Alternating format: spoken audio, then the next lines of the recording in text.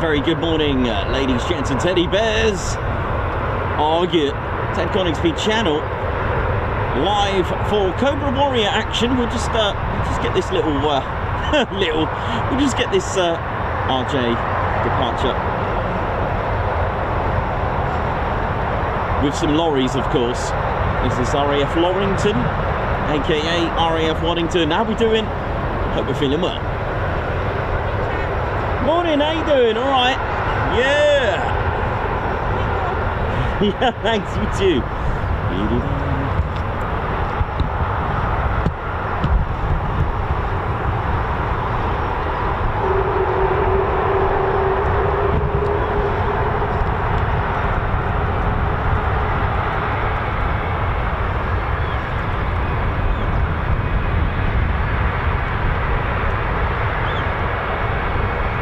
As you can see, it's packed with people enjoying aviation.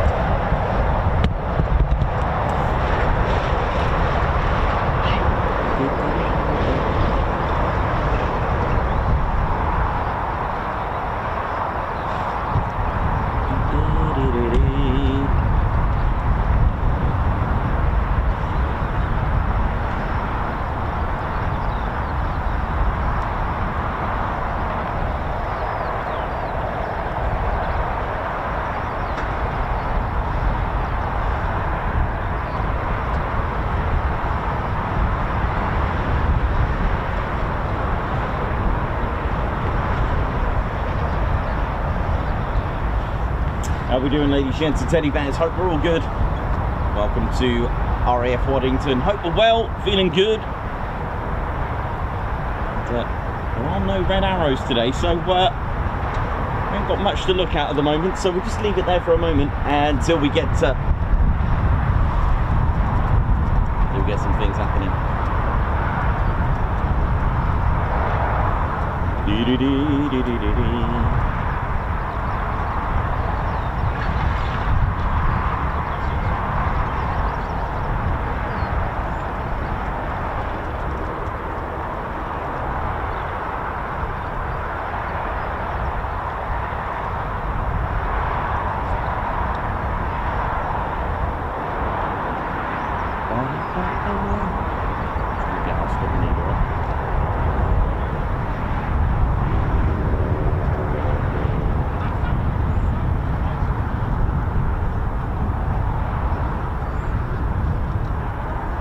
Very, very good morning, ladies, gents and teddy bears.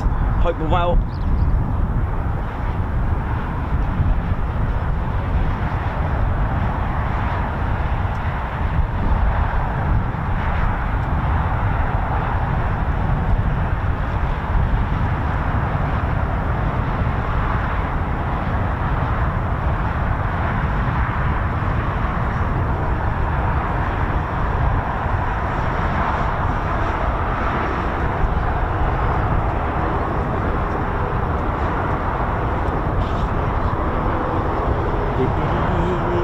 Ted, where are you, mate?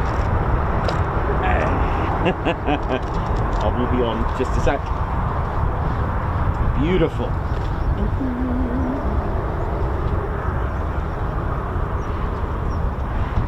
Right, we're hoping to see some first movements of Cobra Warrior. So we're hoping to see the F-15SA from the Royal Saudi Air Force. Then we've got the French Air and Space Force with their Dassault Rafales. And we've got the Turkish Air Force here as well with their F-16 fighting Falcon. So got a nice mixture. We may see some support aircraft. We may see a C-130, maybe a H version as well. We've had that last week. This is our squadron leader, Ted Coningsby. And it was nice to see the RJ there, which is actually based here at RAF Waddington. But we're usually here for the red arrows, but sadly they're not here. So we'll just have to make do with F-16s and Rafales and F-15SAs, Ted, I think. I know, terrible, isn't it? Just kidding.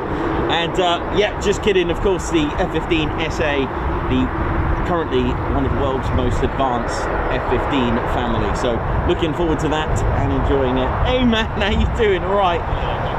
Good times, good times. Yeah, no, that's cool. I didn't want to look like I was being rude. I was trying to like. Yeah, no, you're right. Just we've got the shadow going out. You're right, mate. Yeah. How's it going? That's the way forward. That's the way you should do it.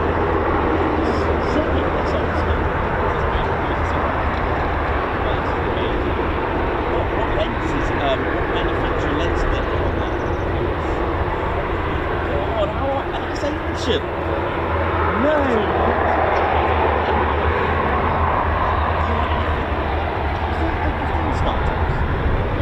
I heard an F-15 started up there. No worries. Ah, okay. Well, there's plenty of people to find out. So I saw the Protector to full settings. It was really cool. I thought I'd film it. I'm not sure if it was going somewhere. So. Yeah. I went to go and start and it landed. I was like, oh well.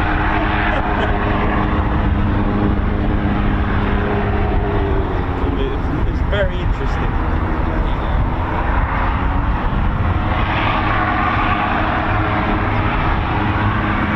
So we got a Beechcraft Shadow R1, again part of the I-Star Force. That's what we have here at RAF Waddington. That's intelligence, surveillance, target acquisition and reconnaissance.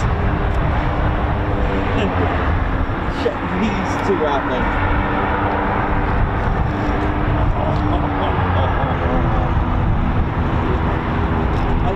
It's a shame I haven't got that to scale, but yeah, it's cool. Oh, how are we doing? Hope we're all good. And I am excited as you are to see F-16s, Rafales and F-15s SA, that is the Royal Saudi Air Force's masterpiece. Looking forward to it. Absolutely can't wait if we're going to get Cobra Warrior movement. I believe it's officially the first day today. I know they went out yesterday a little bit. Weren't sure if that was part of the exercise official. But the Royal Air Force's exercise Cobra Warrior, it is their largest organised NATO exercise. And it's held biannually, so twice a year. And it's usually in March and September, although it started a little bit earlier by a week this year for whichever reason. Why not? Yeah, take care. Good seeing you, Matt.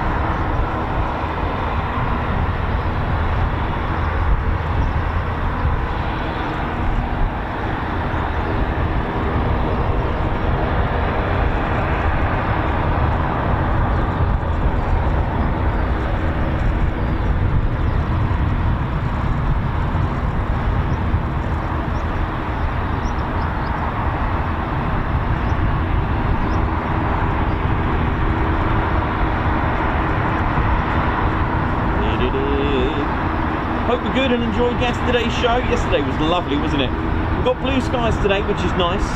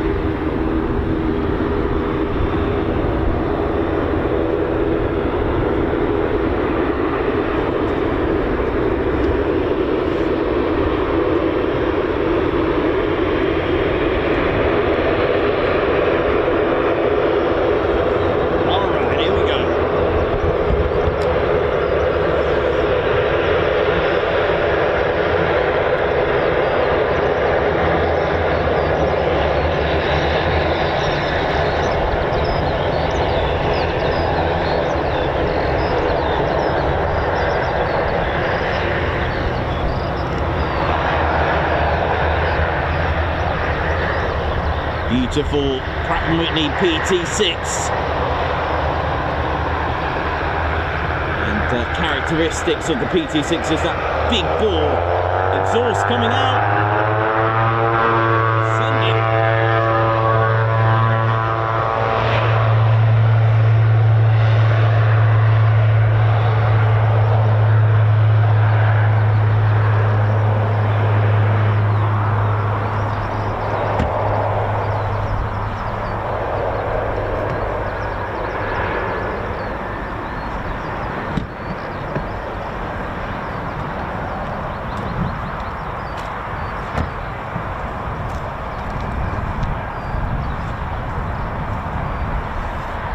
Cool. Now, of course, as we talk about the history here with the base, ladies and gentlemen, teddy bears, check this out, what I've got given today. Look at this. Of course, RAF Waddington was the first base to receive it. In fact, they had a Christmas present in 1941. It was actually on Christmas Eve they received this beautiful Avro Lancaster. Now, they did have a prototype here.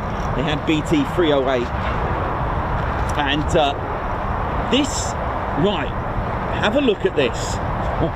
Now, have a look at, I want you to post now in the comments what you see different about this Lancaster. Let me show you another one.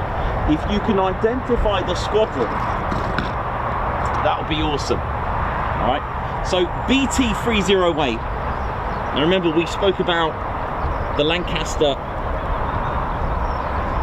and we spoke about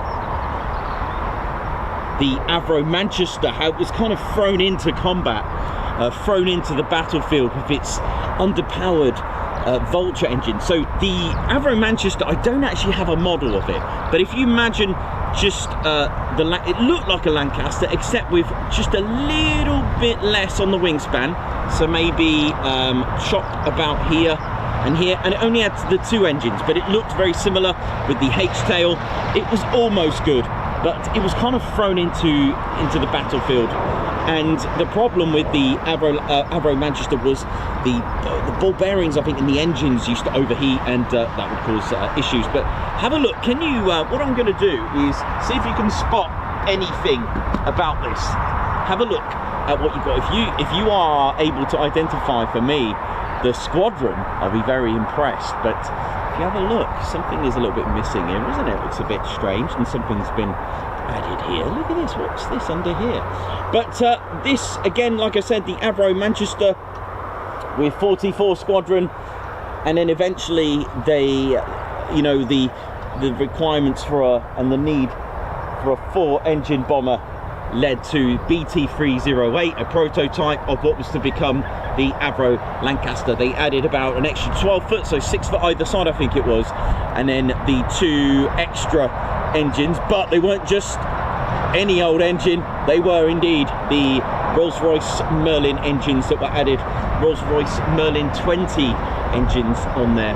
So there we go, and of course it led on to become one of the most, or the most successful heavy bomber of the Royal Air Force. But I'll leave you with that for now. But it was 44 Squadron who took the early Christmas present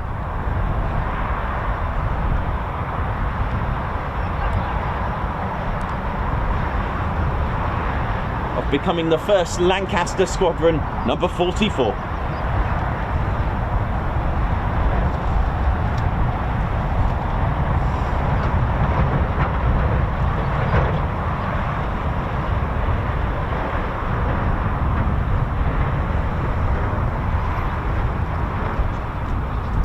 So the Lancaster, so here we go. So this Lancaster, I'm going to show you quickly. Now, this belongs to 617 Squadron. I know what you're thinking. It's usually Alpha Juliet, right? 617 Squadron. Where is it? Why is it not here? Now, 617 Squadron also had Yankee Zulu only when, in 1945, they were using the Grand Slam bomb. And even on the Operation 617 Squadron for the Dam Buster raids, they actually removed, they took off the turret. Okay, they took off the top turret for reasons that they didn't require it, for space saving, to make it lighter. They took it off, and it was 617 Squadron that had the Lancaster have its top turret removed for specifically designing for their 617 Squadron's raid on the dam raids. Amazing, right? Amazing to see that. And that's the reasons why they removed it for that. And they had Yankee Zulu when they were using the Grand Slam bomb. Amazing bit of info there. And you're right, it is the 20,000 pound, the Grand Slam bomb, 22,000 pound. And like I said, Yankee Zulu, they did use that, only used on the aircraft to carry Grand Slam bombs, that one. Pretty amazing, but yes, usually it was Alpha Juliet between 1943 and 46. And the Dams Raid mission did not require the top turret, so they had that removed.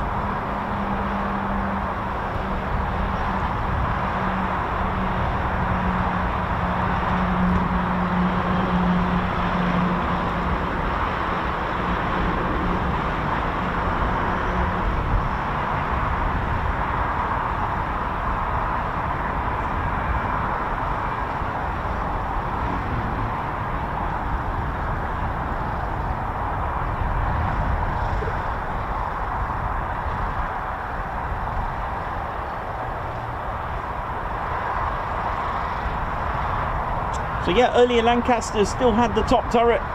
Like I said, it was only removed for operational reasons.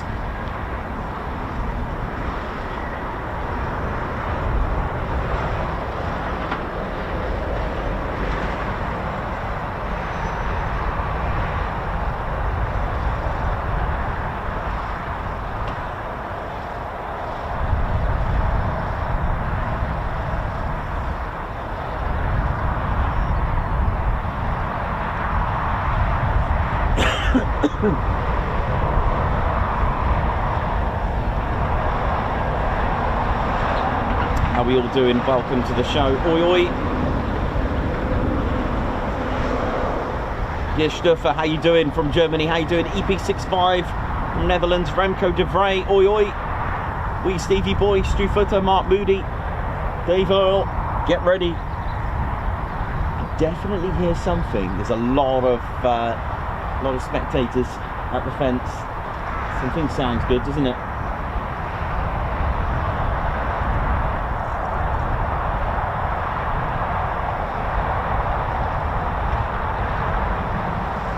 The Vulcan is here, yeah, and I actually have a model of that exact Vulcan, and it did take part in Operation Black Buck Raid, the very Vulcan that's laid to rest here, and I actually have a scale model of it as well to go with it.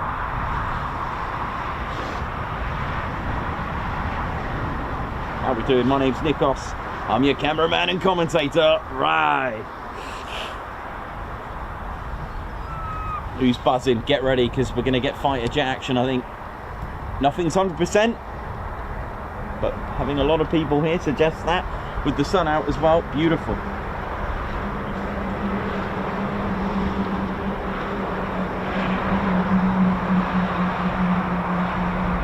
Something is sounding like it's making its way here. Sadly, we got no red arrows to show you. I did originally put that in the title, but I've removed that. And like I said, and like I always have to, I do practice in the utmost professionalism. I have made contact with the base to let them know, don't just rack up and stack up. Again, no deployment details, please, or any departure details. Just enjoy them taking off and landing and doing circuits and any unexpected visitors.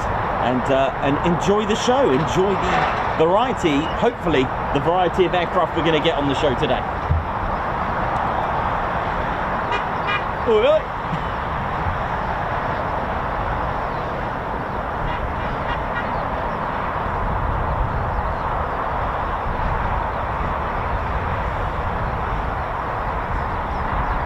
Definitely, I can hear something good. I can hear something spooling. What will we get today? What will Ted bring today? As soon as I have a visual, as soon as I've got eyeball on anything, I will turn that round to get you. It sounds like they're on the move.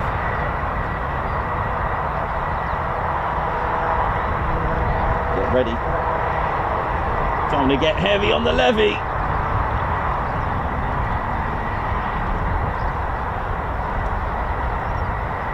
And thank you to everyone. It happened in the evening. We actually, when I packed up, by the time I got home, I realised that we just hit 84,000 subscribers. It is sounding very loud now. Get ready.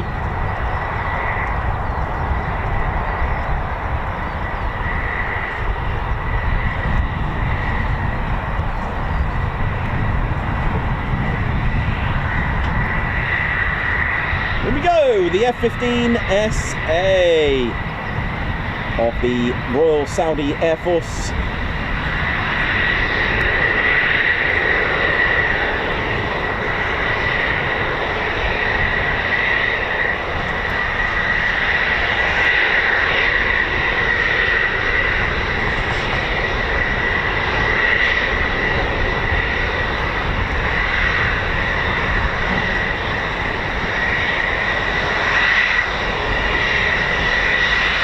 You've got to get a lorry.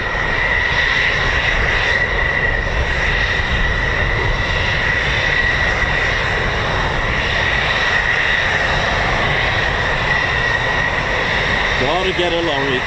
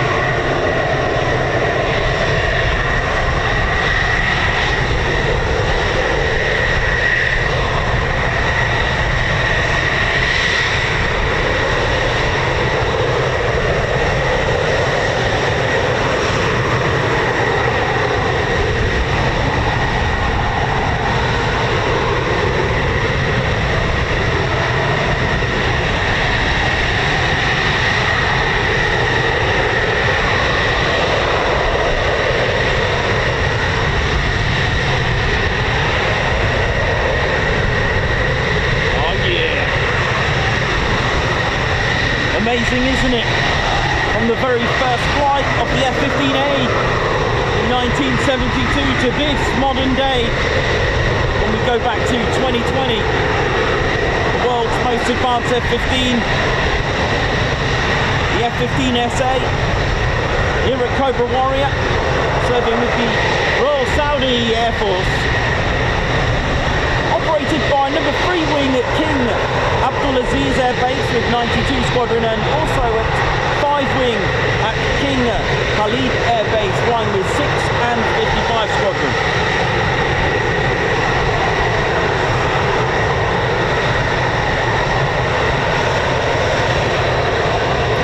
Sadly, they don't fleet. They're powered by 2 GE Aviation, that's F-110s, GE-129 afterburning turbofans, which have the mechanical or hydraulic actuating systems. And it also has fly-by-wire too, making it very cool and advanced for a 4th gen fighter. But wait, that's not it. It also has the BAE Systems digital electronic warfare system, along with a missile warning system, the DEWS and CMWS, and we can throw in some Lockheed Martin's AN/AAS 42s as well, which is the infrared search and track, IRST. Also a low altitude navigation and targeting system as well by Lockheed Martin AN, and also the AAQ-33 Sniper Advanced Targeting Pod. Oh yeah, also a joint helmet mounted cooling system as well. A Link 16 multi-function information distribution system as well.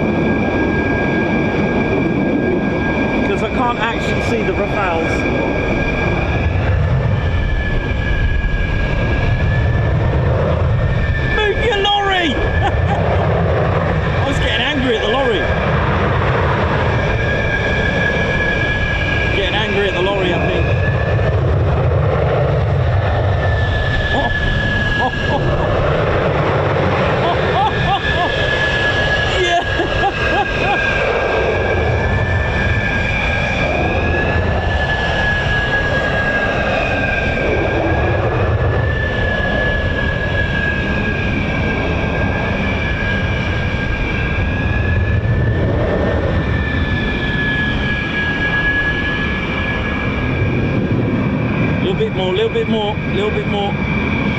Yeah, okay.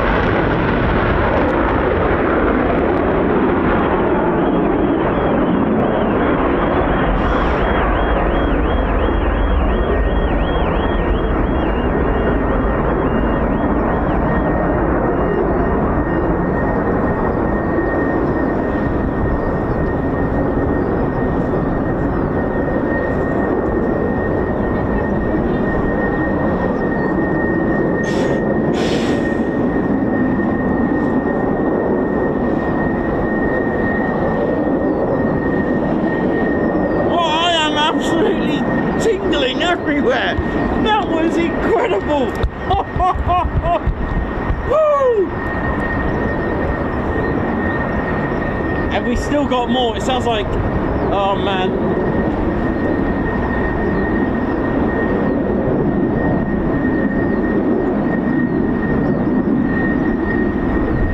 Bring me more.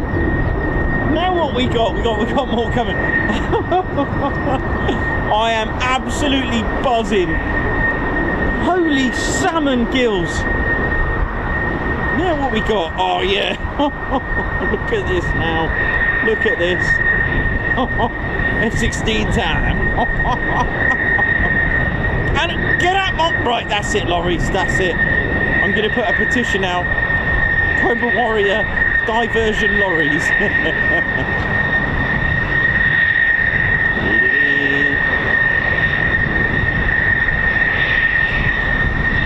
Yeah, I think I'm turning into Jeremy Clarkson of the plane spotting world at the moment. No offence, just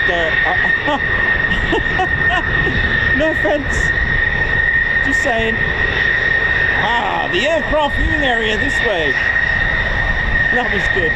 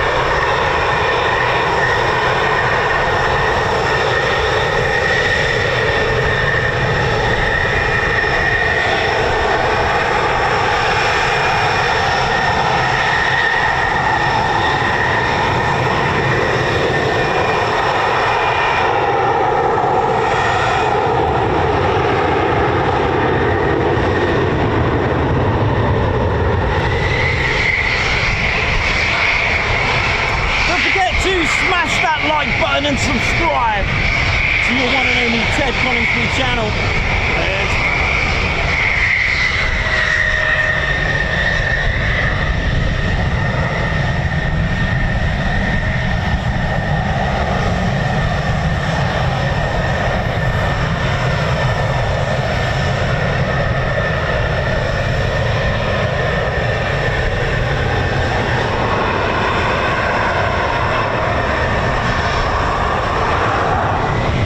There's no lorries.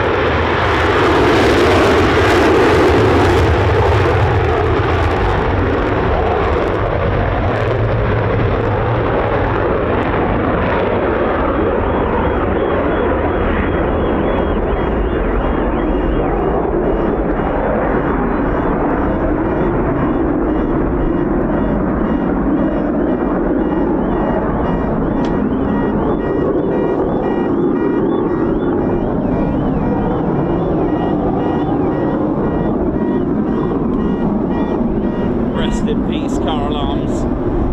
Well, that was 20 minutes of absolutely salmon bliss. Gold dusted salmon from Orkney and smoked to the delightful diamonds. I don't know what I'm on about, but what I do know is that that was absolutely purely awesome.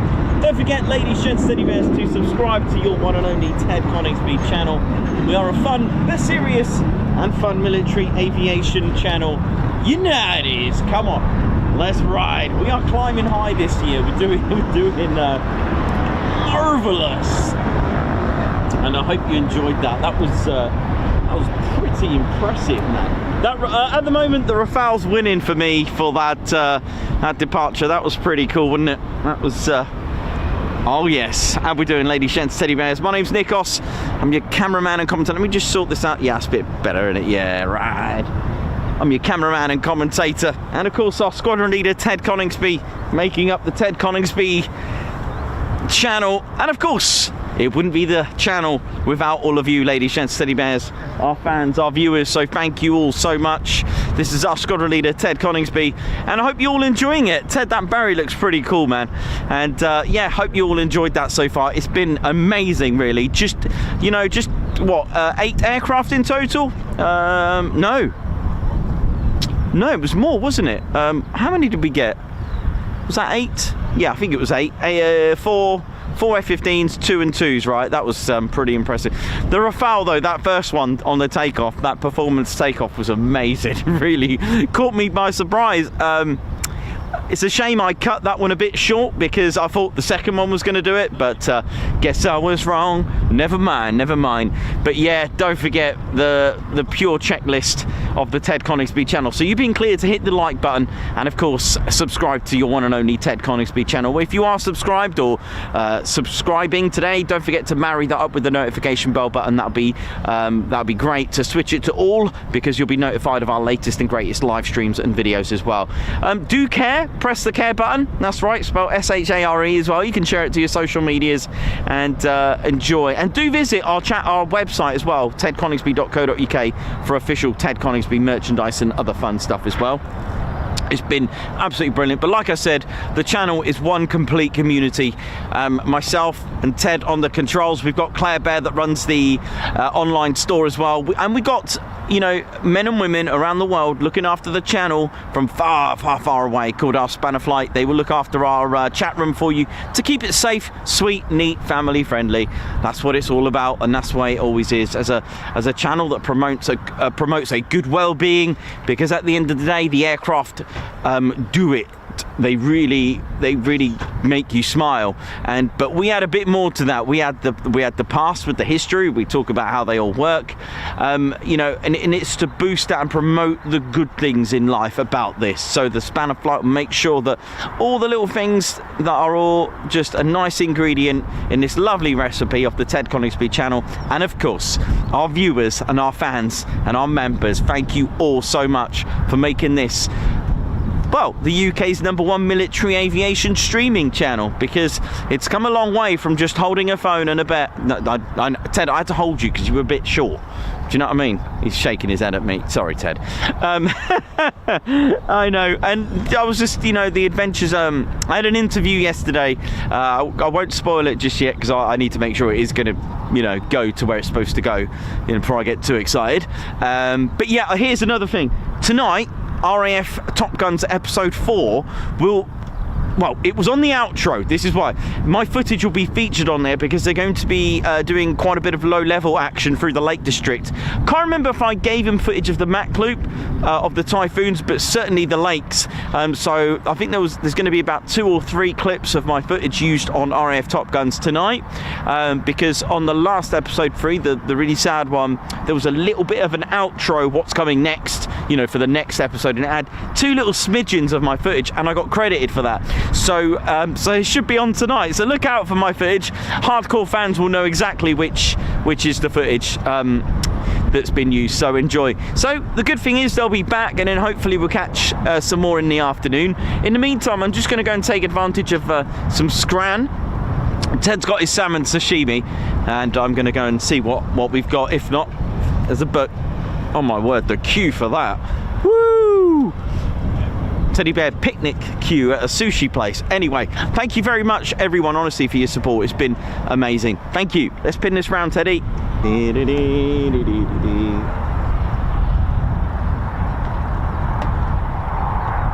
bit bright, yeah? I need to darken that up a little bit, Ted. Is that better? Oh, off he goes. Yeah, sadly we've got no red arrows to show you. I totally forgot they went away. Never mind, we'll just look at some bits and pieces. No idea when they'll be back. I don't know, let's say 90 minutes maybe, but don't worry, I'll keep you entertained in the meantime. But at the moment, I'm just going to go and grab a cup of tea. It's absolutely delightful that we've got the sun out today.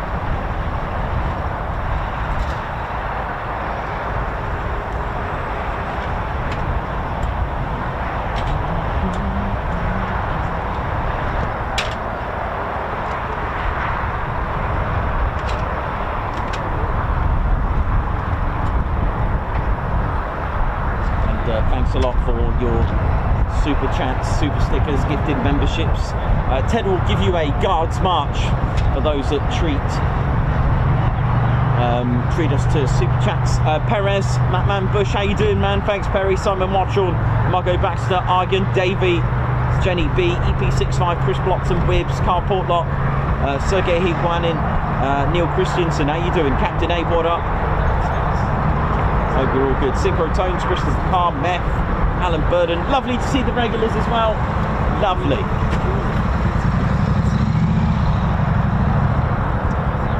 Right, I will just be right back. And for those that spotted the Protector, by the way, just quickly, yes, I did film it before I started the show, so I'll get that on tonight to be put on tomorrow. Sorry, rephrase that, Nicholas. I'll edit that tonight to be put on tomorrow morning.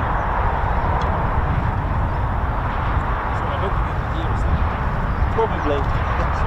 Probably. I didn't hear what you said, but I'm sure.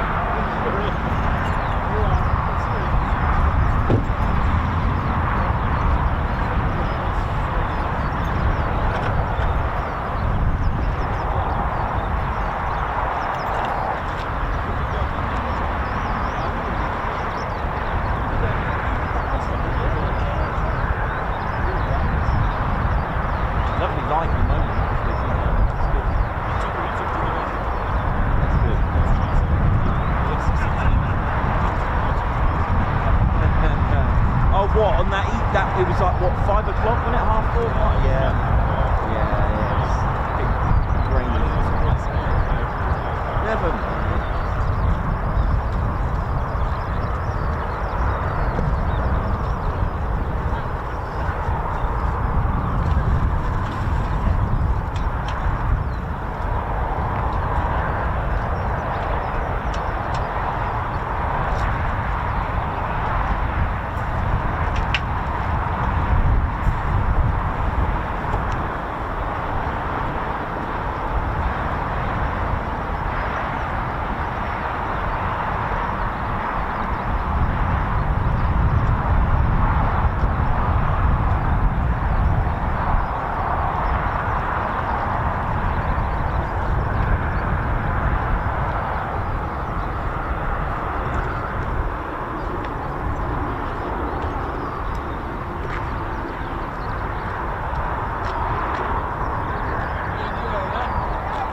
Oh yeah, I hope you did too.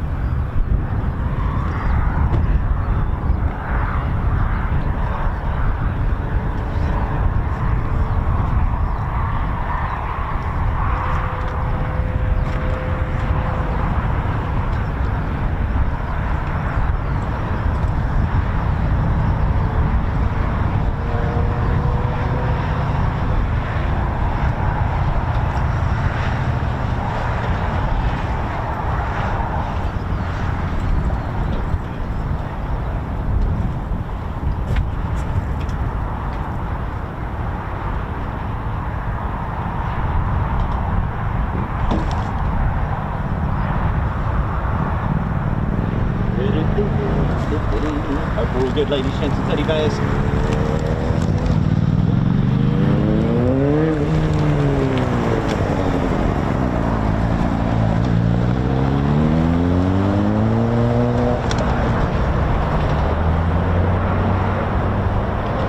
So normally we'd be talking about the red arrows, but they are away at the moment. Be back at some point.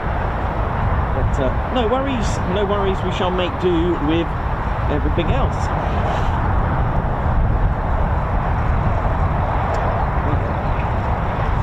So good there.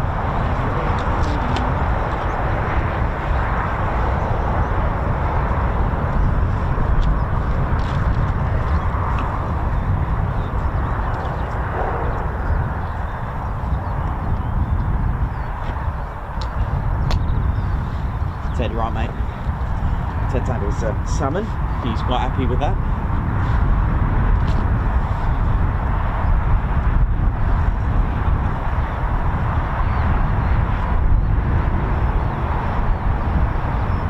Thanks everyone that's tuned in. It is Tuesday.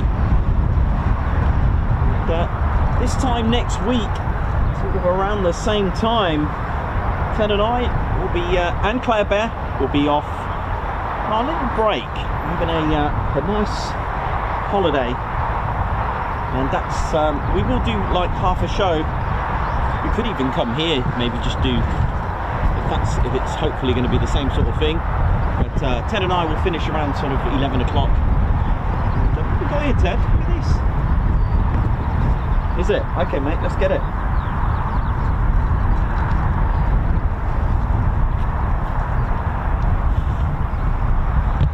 There, Ted, is that?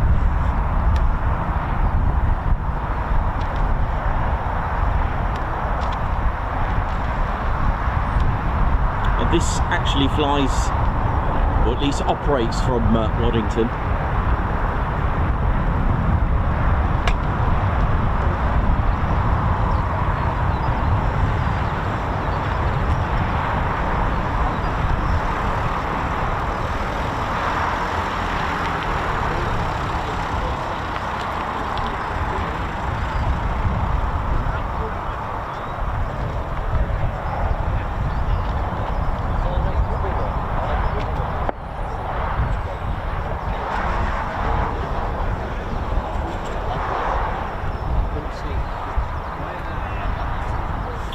Come back. Oh well, something to see, isn't it? Nice little aircraft that.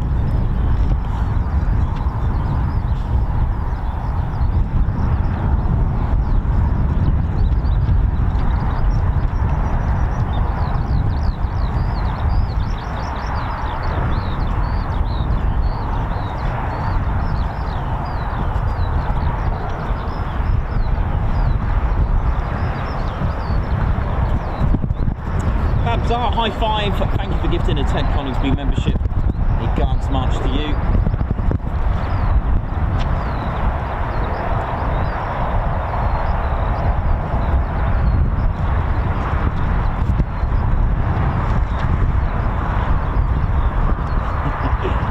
Joshua Haddock, welcome to the TCS Posh Officers Club, man. Hello. Thank you very much. Guards March for Joshua Haddock and a high five. Regards to Frankie, hope she's good.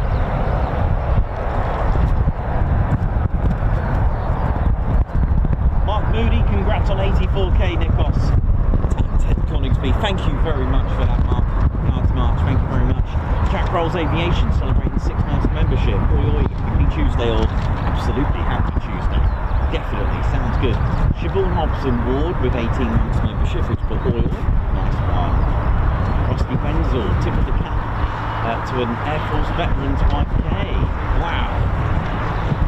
Absolutely brilliant from Rusty Wenzel. Thank you very much. Guards March for his wife, Kay, who's an Air Force veteran. Rusty Wenzel to an Air Force veteran's wife. Right, I might have read that wrong. So I'll start again. Rusty Wenzel, thank you for serving as a veteran, and to your wife as well, Kay. Guards March.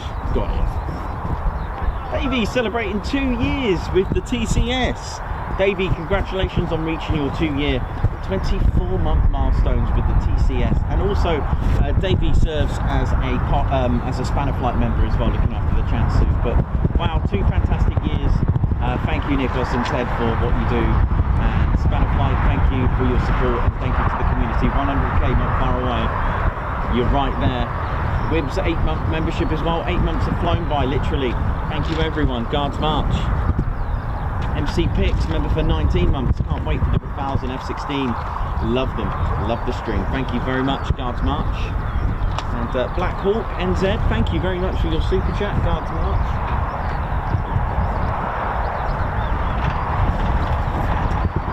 Jojo, thank you very much.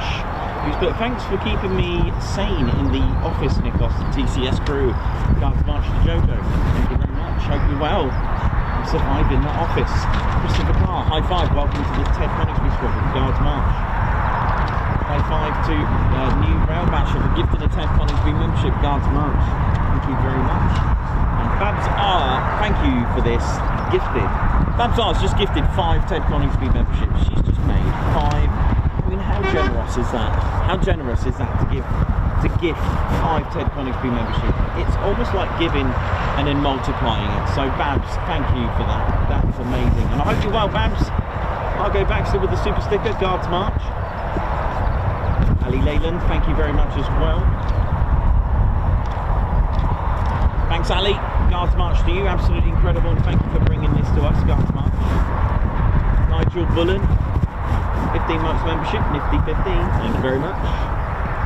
Darren Cumming, thanks for all you do, Ted, keeping us covered, thank you very much, Guards March. Ted, you're right with that. Ted needs a bit of help. It's a little bit windy at times. It's manageable. Ted, you better now. Ted's better. Simon Mottron, high five, Guards March. Thank you for gifting a Ted Coningsby membership. Thanks a lot, Simon, who's also part of our Spanner Flight. Karen Perkins, check this out, 28 months of membership. Oi, oi, fantastic start to the day, Guards March. Thanks a lot, Karen, that's impressive. 28 months of membership. Sue Arthur, celebrating 17 months membership as well, Guards March. And also wee Stevie Boy as well, for the super champions. But I'll tell you what, those Rafales are so beautiful. Guards March, nicely said.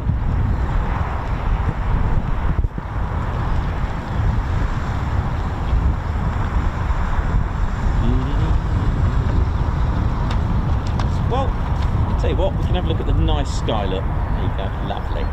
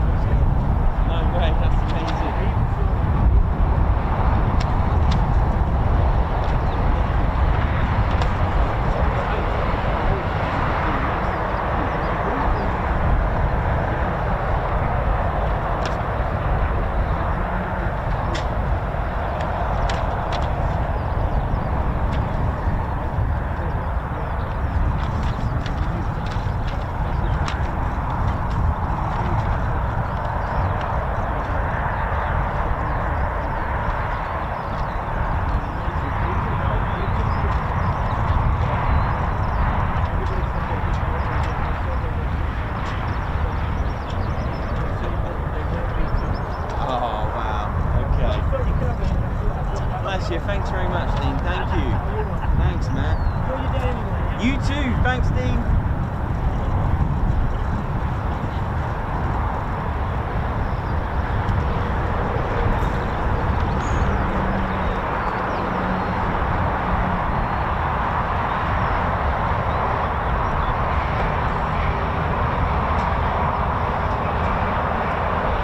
Lovely of Dean, and that's amazing.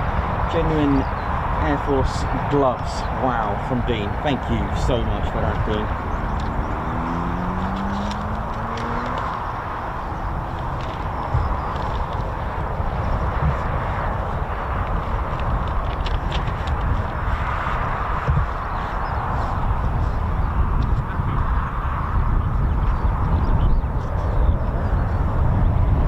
Ladies, gents and teddy bears, let me just check to see where they are at the moment.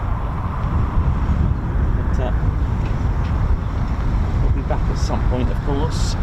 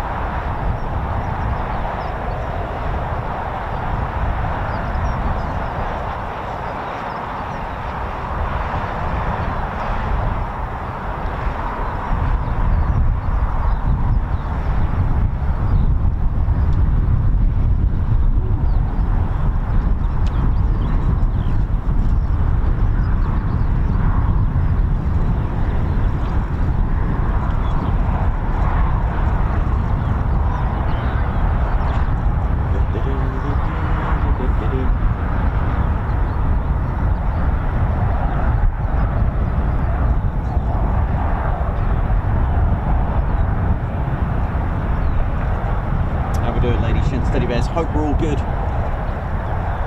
And welcome to RAF Waddington. This has a lot of history here. How we doing? Let's ping this round. Oh yeah. Hope we're all good. Should be alright like that. Should be okay. Yeah, it'll be alright like that. Maybe if I go a little bit this way, what do you reckon? Yeah, that sounds alright. And then just brighten things up a little bit.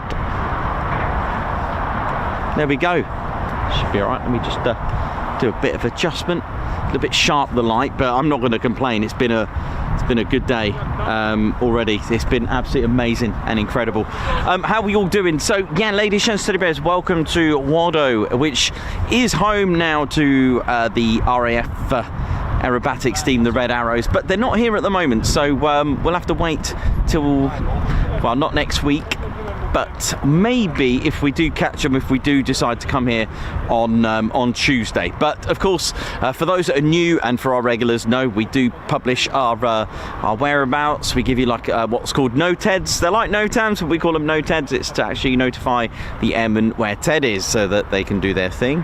Just kidding. But we do have our schedule. They're called no-TEDs, keeping it fun, keeping that fun attitude to what the channel's about. So every Sunday evening, we will post on our YouTube community or our actual website. They're posted on there. But if you go to our YouTube community, this will give you a chance to see of any changes, because the nature of the weather, and of course the nature of military aviation. Just seeing what that is. The nature of military aviation, you know.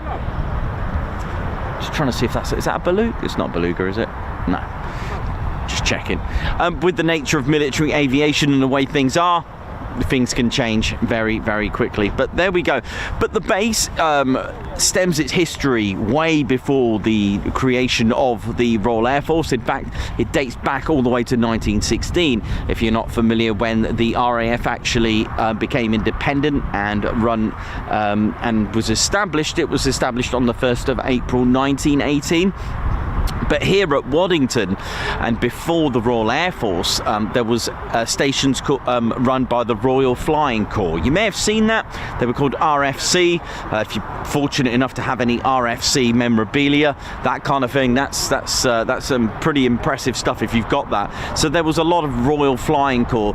Don't forget, in that period of World War I, it's nice when the red arrows are here as well, because I can talk about formation flying and the evolution of tactics as well, because we don't often think about that. We don't often talk about biplanes in the First World War. For me, I kind of focus more on World War II, but not all bases were built specifically for World War I. In fact, there's not that many left, but places like Marham and here, they were airfields. If we take Coningsby nearby, that was built in 1940, way after the First World War. But some do survive and still have claim to the heritage. So we have here RFC Waddington at that time. So that was pretty cool. So you would have had biplanes, and like I said, there was even troops in the Great War that never seen aircraft before. And then we can talk about how things were developed into the marking system of it, because we don't often think about that. So you've got your biplanes in the air. Like I said, many men on the ground never even seen aeroplanes before, and yet when is it friend or foe? It's like the confusion. But of course, things started to be applied. I know the French had the roundel, and that's where the RAF's roundel actually developed from France, and it was flipped over the colours. They were switched. So you got the blue, white and red. In France it's red, white and blue in the middle. So again, things like that. But then you can talk about tactics in the sky and formation flying. Again, these things need to be understood as well, and actually admired, because you're going in, you're on your biplane, and you also got to understand what is your opponent. Works both ways. What is the Luftwaffe's opponent? And then you get new aircraft coming out. All these absolutely amazing feats of engineering and technology being brought out. The Air Ministry of Germany, the Luftwaffe, created some amazing, way before it's something. The Horten gets me all the time. I mean, even the development of the first rocket-powered jet, the Comet, amazing, absolutely amazing. I mean, you're there in your Spitfire, and then you come across a ME-262, and you think, what? And it's like saying going in it's like the other way around. You flip it, you're in a biplane, and then you come across a 109. You're like, oh, okay. Not good. But anyway, and then you can talk about tactics. Then, of course, I've often spoken about the Luftwaffe, encountering different types of bombers. It's like, oh, what's this? Because it was from the Augsburg Raid that actually took off from here and Woodhull Spa, that it was probably, I think, the first time the Luftwaffe ever encountered, or at least even seen, a Lancaster bomber flying. It was a bit weary. They would have had the B-17 to deal with as well, which again they found that attacking it from the rear was probably the worst thing to do in formation, because all you got to do is work out how many machine guns that B-17 had aiming at you in a formation. Just multiply it, because if it was water jets, it is impossible not to get wet. So again, thinking about the attack, thinking about the defense, everything evolves. So during the First World War, interestingly, this was a training station for the US Army, and they were taught to fly a variety of aircraft. Again, the US Army Air Corps, throughout its development, even just before World War II, they were a very, very small air force. they weren't like what they are today at all, not even a smidgen. And they were using some French biplanes as well at the time. I think it was the Newport, and there was one I keep forgetting. It begins with a B, so do forgive me for that one. Again, it's not something I go into too much detail with World War I, but you know what? Watch this space. Maybe next time I'll come up with a bit more. But during the First World War, there were various Royal Flying Corps squadrons. Aircraft that were been trained on here were the Whitworth FK-8, for example, 97 Squadron RFC. I mean, these are RFC squadrons, 105, 82, various squadrons flying various aircraft during that time. But during the interwar period, there was also the expansion. You know, things are looming, things are tensing up after the First World War, and it was, you know, in the base actually reopened in 1937, so this was actually opened as a Royal Air Force station. And again, if you use that year 1937 that way, in 1937, that was when the Air Ministry were thinking about building and actually starting the progress for RAF Coningsby. So this was already here and active as a Royal Flying Corps way back in 1916, so it was already there. And what I've learned very briefly at the moment from reading this really nice book that was that I've borrowed, Julian, thanks, it was actually the thinking of the ground, the importance of, is it the right ground to have an aerodrome here? So that was quite impressive as well, to read about the requirements, the drainage, how much the rainfall, the wind direction, actually getting it organised. But again, as I've said, with technology as it improves, what did they build them with? Grass. Now the problem is, by the time we got to the Avro Lancaster, you're going to have to close your runways, because now you've got to build them with concrete. So, you know, grass was a lot easier to construct, but if you're going to build a base, you don't really think about what's coming in the future, do you? You're not going to think about a heavy bomber. In fact, biplanes was probably seen as an impressive thing. But anyway, so we had the Hawker Hinds that were here, and that was with 50 Squadron, and we also had the Handley Page Hampden. You also had Blenheims here as well, so 110 Squadron arrived here as well in 37 with the Bristol Blenheim. And don't forget, the Bristol Blenheim was the very first aircraft to carry out the first sortie of the Second World War. 110 Squadron then flying the Bristol Blenheim, so we've got some amazing variety of aircraft already. 88 Squadron as well, they were here with the Hawker Hind. 44 Squadron, who are again a very, very sort of moulded squadron, enriched in the history for here. It's a very significant squadron and very important one.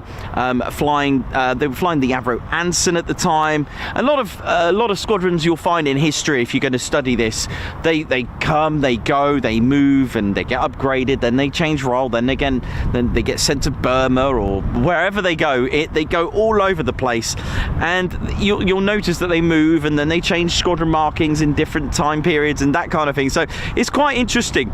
But RAF Waddington began the Second World War housing the Hampdens. That's what it began the war with, the Handley Page Hampden, the little what did I call it, the flying suitcase, because it had a 3-foot wide fuselage. I've actually got the model somewhere, the Hampden, which I always show off at RAF Coningsby, because that was the very first aircraft that operated there. It was 44 and number 50 Squadron that started here. And you know, literally both squadrons were in action on the same day of Britain's war declaration. They started off attacking naval targets, first of all at Kiel. That was the first sort of mission for Waddington. Waddington squadrons were also involved during the critical stages of the late summer and early autumn of 1940, attacking barges in the Channel ports being assembled. Now in November 1940, it was the first station to receive the Avro Manchester. So the Avro Manchester, bless it, it had a really... So when Avro and Roy Chadwick, they were there just trying to build something for the Royal Air Force, because the Air Ministry really wanted something a bit more punchy and a bit more powerful. So they designed what looked like a twin-engine Avro Lancaster. That's what it looked like, but it was kind of forced into the battlefield. There wasn't enough time because things were getting worse and worse. Europe was getting taken over, and it was, you know, they really needed something powerful and something with a bit of punch and a bomber. So out came the Avro Manchester. It's got the H-tail configuration, or like the Lancaster, but it had the Rolls-Royce Vulture engines. It was a twin-engine bomber, and this was the last of the twin-engine bombers for the Royal Air Force, because it was really about thinking to move on to 4-engine bombers. Two engines just wasn't powerful enough. But the problem with the Avro Manchester, the engines weren't really ready. It suffered from overheating. The ball bearings inside the engines of the Vulture weren't quite ready. There was a few teething issues. Like with many aircraft, it has issues. And the 1700 horsepower engines too were just really quite underpowered for the aircraft. So RAF Coningsby actually had 97th Squadron over there. They moved to Coningsby in 1941. Now, they took with them the Manchester, and I remember reading about 106 Squadron, who had the Hamdens, who were upgraded to the Manchester, actually do some missions back in the Hamden because they felt it was more reliable. So that's quite sad, really, but no fear. Prototype BT-308, Avro and his men thought, right, let's widen the wingspan and let's stick 4 engines on there, not 2. Let's stick another 2 engines on this Avro 638, I think it was called. I hope that's the right number. It was like a prototype with serial BT-308. It came here, it did a few little test flights here, and it was a success. So it had a larger wingspan, and they developed. It had a couple of names. I don't know how true that is, but it was going to be called the Merlin Manchester or the Manchester Mark III. But there we go, look, 4 engines, obviously. Look at those engines spinning there. Brilliant, eh? So 4 engines, more powerful, with the Merlin 20, Rolls-Royce Merlin 20 engines. So this to Air Marshal Bomber Harris, as it was Arthur Harris, but they called him Bomber Harris. This was the one for him. In fact, I'm going to give this a beautiful title, because, or at least a credit, because it is an aircraft, a bomber, that really didn't need a lot, because it was quite successful in its outright design. If you take away, and again, no offense to any of the other aircraft, like the Halifax had a lot of issues at some stages, even down to the kidney design shaped on the H's, on the fins of the tails. It was calling them to cause it to spin. So, you know, it's one of those things where the Avro Manchester, you know, if it wasn't for that, we wouldn't have had the Lancaster. So, you know, you've got to give credit to this. And Air Marshal Harris was thinking, this is the one. This is the message. This is the right aircraft to do the job. But here's another issue. You've got the land, you've got the sea, and you've got the air. However, things were being a bit of a problem, because good old Britain is an island. But we'll come to that one sec. What I didn't tell you is that finally number 44 Squadron received the very first Lancaster operationally, all right, and that was on Christmas Eve 1941. But during this time, and then during 1942, you got the Battle of Atlantic that has been going on. Problem with being an island, you need to think about the castles back in the medieval times. How do you get round trying to attack a castle with the best defense?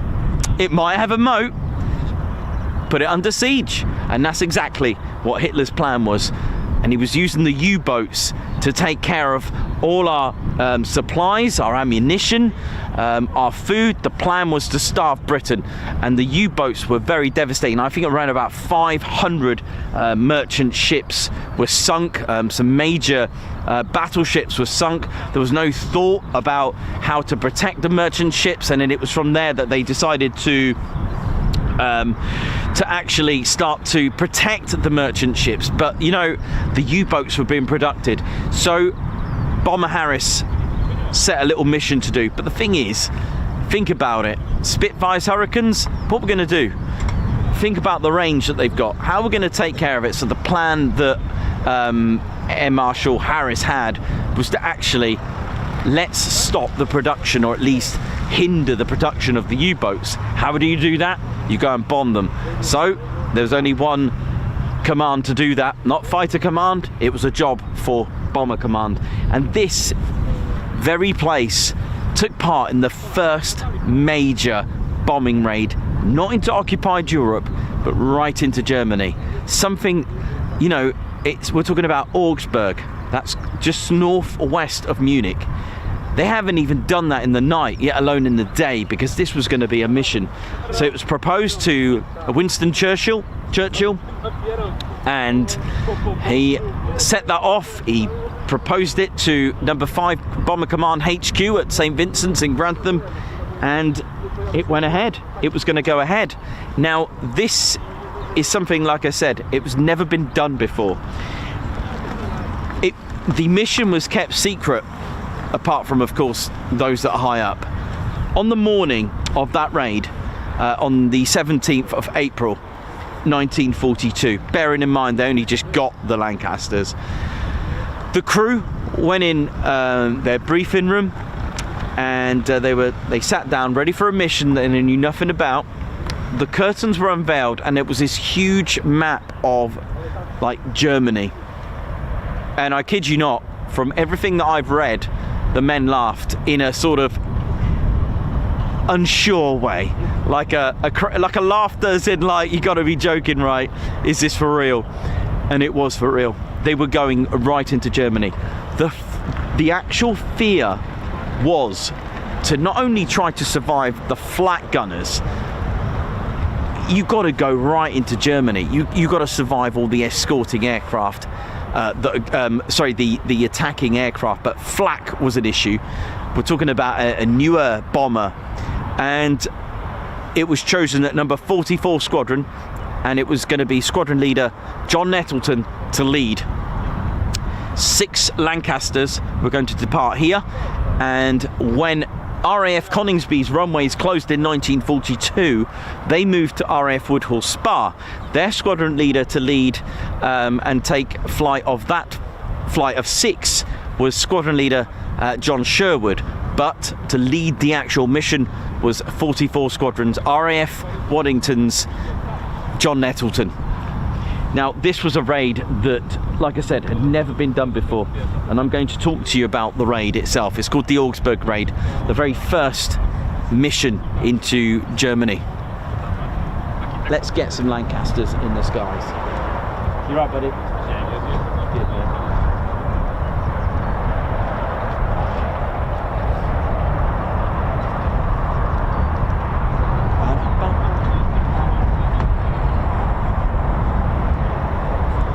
Our Lancaster.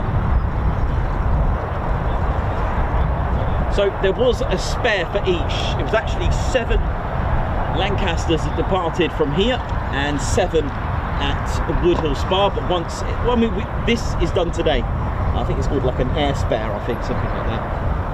And they will make sure, even the Vulcan during the Black Buck raids, they had a spare, they had a reserve, but once those 6 went. Now, I'll talk to you a little bit about formation with how this works. So when the 6 departed here, they went in what's called a Vic formation. It's almost like it's like a V shape, but they did 2 lots of Vics. So that's 2 lots of 3 from here, and then another 2 lots from 97 Squadron, and they departed from RAF Woodhall Spa. So they departed Bordeaux at 15:12 local on the 17th of April 1942. Now, 6 each, and between the 2 squadrons they were supposed to rendezvous just off the coast of the channel at Selzeybil on the English Channel, but as fate would have it, they actually missed the rendezvous. They were kilometres apart, they were quite far away, so they didn't actually rendezvous each other. However, as fate would have it, 97 Squadron actually avoided a massacre. Now, it's a very famous markings. I don't have it on this one. It's KM-B Baker. That was Nettleton. So if you ever see, in fact, the Battle of Britain Memorial flight, I think in the 80s, had KM-B Baker on in honour of 44 squadrons. In fact, just to reiterate, 44 Squadron officially is 44 Rhodesia Squadron. By the way, for those that are shouting at me going, it's Rhodesia Squadron. So it's the historic name for Zimbabwe, and I think Nettleton was actually South African, actually, from that area. So while this was going on, the Royal Air Force and Bomber Command thought about things that, okay, we've got 6 and 6, we're going to need, if we're going to do a raid like this, we're going to need a diversion raid. Diversion raids were quite common. It was to lure and make the Luftwaffe think, or Germany think that the main raid was taking place somewhere else. So they set upon a mission with 100 Spitfires to escort Boston bombers of the Royal Air Force. However, this actually didn't quite work out because it really stirred up a hornet's nest. But we'll talk about that. So the 12 Lancs at the moment went unnoticed, and the diversion raid was going ahead. But they were out. But the thing is, the problem is, the ones that were about to intercept the Boston and the Spitfires, they were about to depart Tricaville, and it was home of the Richthofen Jagerschwader 2. Now they're a crack shot Top Gun Squadron number 2. They were full of aces. They were literally the Top Guns of the Luftwaffe, and we're talking about they hadn't even got to France. They hadn't even got to Germany yet, and they're about to face a top squadron like that. And JG2, or the Richthofen 2, they have elite pilots. OSL, who would claim his 100th victory, and the squadron's 1001st victory. It was a squadron of 109s. They were, they met the. I'll tell you what. I'll go and get one of their aircraft, shall I? Now it's not to scale, because otherwise this would be a beast of a 109. There we go. So that's the 109. And like I said, sadly it's not to scale. Maybe I'll do that, but they hadn't seen a Lancaster before, so they were a bit weary at first, just making sure, just seeing what they were going to do about it. So don't forget, they were in 2 lots of 3, and it was Nettleton's Lancasters that would be attacked first. So the 109s had their 20mm cannons, then they could actually shoot from about 800 meters away, and the Lancasters with their smaller 7mm guns could only fire between 300 to 400. So it was literally a one-sided battle. In KMV Victor, this was Beckett's aircraft. He was the first to be lost. His Lancaster was hit to the engines, causing it to burst into flames, and suddenly it spread to the fuselage. The Lancaster fell to earth in a touch of fire, and it just disintegrated. In a torch of fire, it disintegrated. That's 7 men lost, 1 aircraft. Warrant Officer Crum, who was wounded badly, bleeding out of 1 eye. The fuselage was just completely torn apart. The 109s were just absolutely destroying it by shells. But Crum was experienced, and he actually saved the crew. He released the bombs, which had an 11-second delay. He actually did a perfect crash landing. Loss number 3, Crum's men were running for cover. Crum, when Crum crash landed, the men actually took cover because the Sanford's Lancaster came down close to Crum's Lanc and exploded. It disintegrated. Then Dusty Rhodes's Lancaster, there were 2 109s that were just absolutely attacking it, and I cannot believe the luck, but all the guns jammed on Rhodes's Lancaster. All they could see was a Lancaster fall into the ground, exploded. They all perished. Now there were just 2 Lancasters left of 44 Squadron, and they hadn't even got to Germany yet.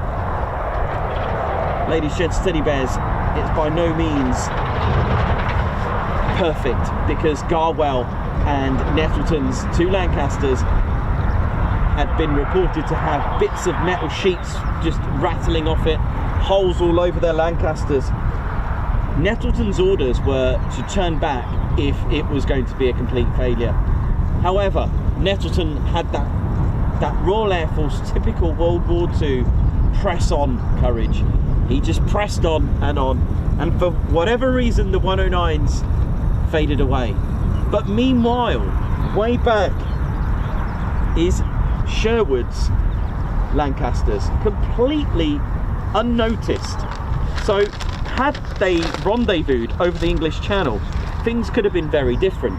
So now we've got 2 Lancasters that are just about flying and 6 of Sherwood from 97 Squadron. The 109s turned away. Just to let you know, already 21 men and 4 Lancasters have been lost. Now Sherwood's unseen Lancasters we're heading on. Now I'm going to tell you a little story about what happened at Augsburg. They hadn't even seen anything to do with World War II. They were so far away, deep into Germany. But when the call came from the radio operator, bombers, bombers, the sirens went off, and there was a lot of people celebrating and having a festival was going on. Some of them didn't really react to the sirens. And don't forget, the target was the MAN U-boat factory, so they probably were going to work it out. However, what the Lancaster route did was actually head straight for Munich, and they all thought it was Munich that was about to be destroyed. However, the Lancasters turned northwest and headed for Augsburg. Now Garwell was hit by flak. He did manage to drop his bombs before his aircraft ditched and crashed.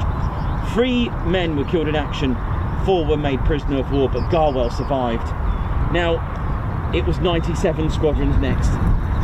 Squadron leader Sherwood managed to drop his bombs, but he got shot down by flak, and his aircraft, Sherwood's aircraft, went down and exploded. However, miraculously, on impact, Sherwood catapulted out of his chair, smashing through the cockpit, and survived. Then it was Michael. He dropped his bombs but was shot down as well. That's 2 of 97 Squadron's aircraft. Completely disorientated, heading for home. Nettleton ended up close to Ireland. In fact, his compass had failed. Everyone else that landed, and when I mean everyone else, I'm just talking about 4 Lancasters of 97 Squadron, returned around about just before 11 at night, so 22:57, and one of them landed at 23:25. 4 made it back of 97 Squadron.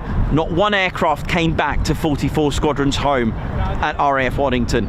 In fact, Nettleton landed, completely shaken, landed safely at Blackpool. I can't remember the name of the airfield, but we're talking about 7 Lancasters lost out of the 12. 37 killed, 12 POWs. This was awarded to Nettleton for a Victoria Cross. This was the turning point for the Royal Air Force to not do daylight missions again. They knew, although the Lancaster was a great aircraft and a great bomber, it just wasn't enough, and they switched to nighttime. If you're going to lose 50% of your command group and your troops out of the 100k, then if you carry on like that, statistically, you're not going to make it. So that was the choice. However, on a positive note, it did send one true message. I ain't even told you about the raid yet. It wasn't that successful. In fact, they did very little damage. But on a positive note, it proved one thing, that it could be done. They could get all the way to Germany. And the thing is, they were unescorted as well. So that proved to be a very positive thing. Although the tactics were different, they switched to nighttime bombing from there predominantly. But ladies, gents, teddy bears, Sherwood actually survived, and they sent a letter to his wife to say he's gone, but she was like, nah, he's alive, and he was. And he had broken legs, but managed to survive. But sadly, he was killed in another mission. Lest we forget, ladies, gents, teddy bears, a really important historical bombing raid here Amazing.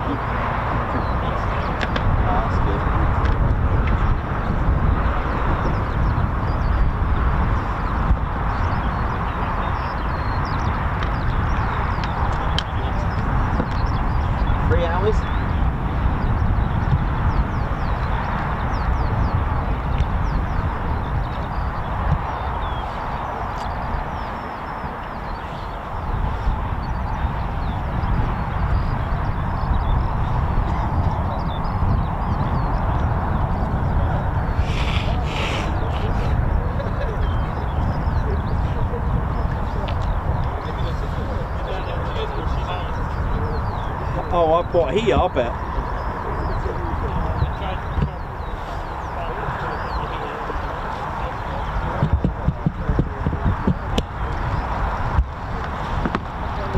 Oh, you did? Oh, cool.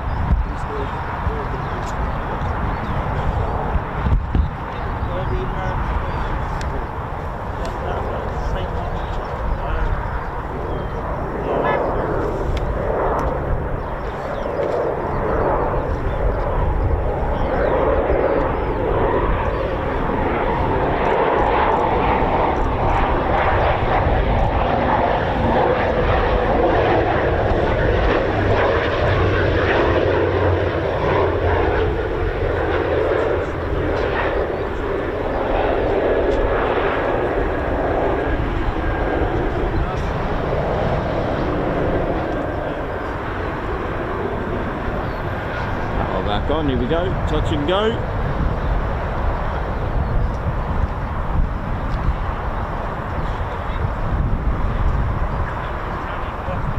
Nice. I'll just check whereabouts the Cobra Warrior aircraft are. I'll just have a quick check.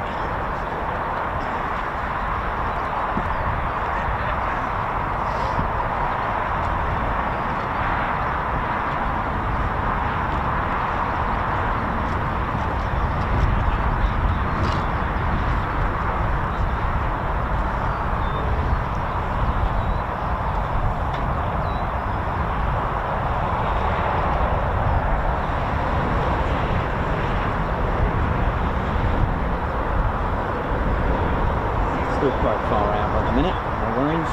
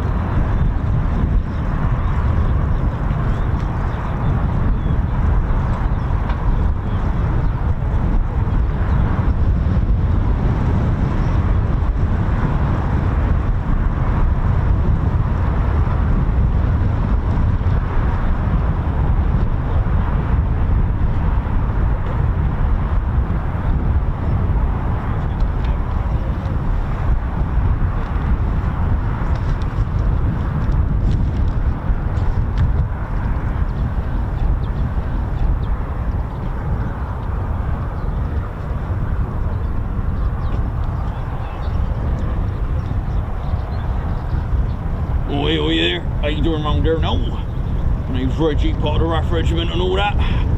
Do me checks. Quite busy here, isn't it? I need some support there now. Forward, back, kick. Hey, oh, you already know, Reggie. I'd be worried there now. Why is that then? Well, I did my special move and I didn't see it. Yeah, I was just finishing off a bit of trucking. Oh, have you there now? Yeah, Lincoln's got some amazing kebab shops, mate. You want to go have a look? That sounds good then. What we going after this then now? Yeah, we'll do the perimeter checks over there and then we'll go and sort something out, innit? Well, that sounds good. My name's Reggie. Both RAF Regiment, innit? You know it is there now? Yeah, it's all good there now. Yep. You know it is there now. Got to keep things all good and sweet and neat around there now. You know there now. Yeah, it's all good there now. It's all about the trucking. Yeah, it is all about trucking. Yeah, we love trucking. Yeah, it's all good. Right, let me just go and have a look at this little area over here. Alright, special move, Reggie. You take care, mate.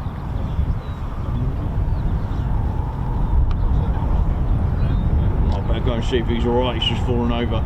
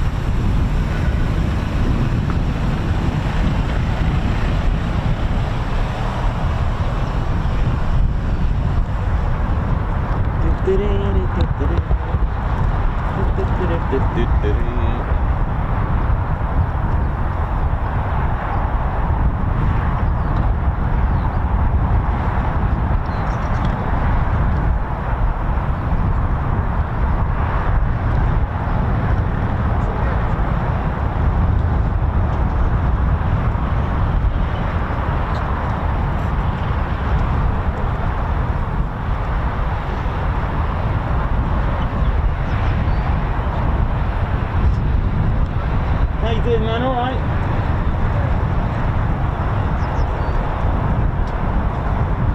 When's he down to his lowest? No typhoon. Sorry. The typhoon. Yeah. When's he down to his lowest? He's got to do another 5, and then another and then a few after that at 500, and then after that, after the 500, I can't remember how many he's got to do at 500 yet. But he's still got to do another 5 at the height he's at. 1500, yeah. I don't know. I don't really know how he's doing it this year, so it's once a week at least. But yeah. So and then once he's done that, he's got to do another. He's got to do some at 500 feet, and then lower. Yeah, man. That's it. All right. Okay, yeah, it's a bit cold up here, but it's all right. No worries, mate.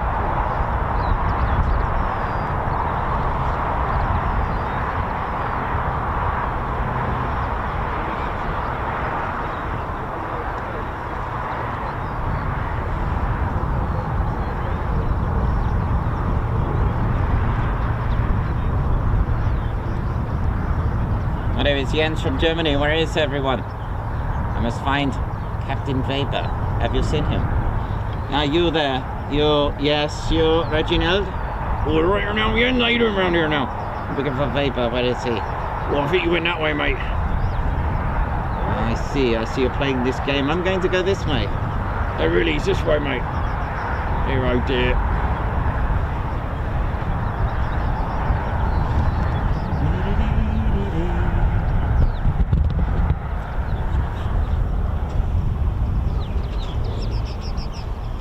So this is the Beechcraft Shadow, part of the eyes and ears of the Royal Air Force, with this and the rivet joint as well, making up the I-Star Force.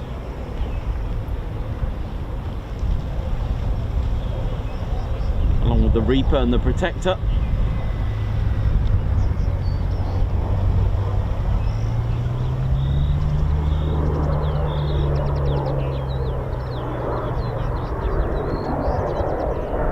It does have a lot of antennas, so expect some interference on your devices.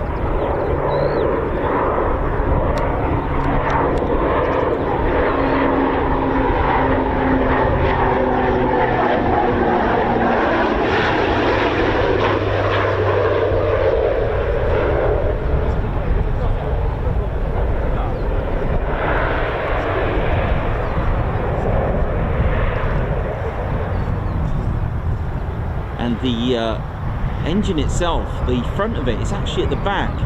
It's got those large intakes which takes in all the air, send it to the back, a bit like the P-47 Thunderbolt, the way it gets in all that air at the back. It's pretty impressive, and it's just an amazing engine. I do need to draw that, actually. I need to draw that again, because I've actually lost my PT6 drawing.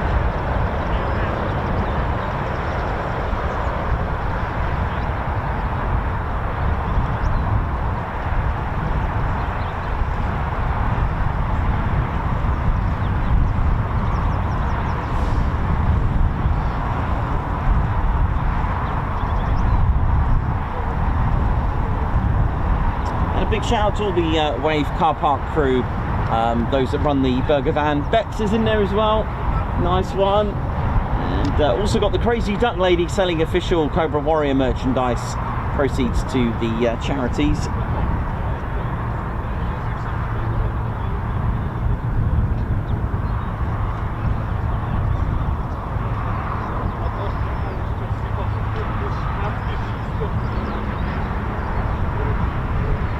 Right, I'd say another, let me just see, because it looks like they're heading back now, so yeah, not long to go then.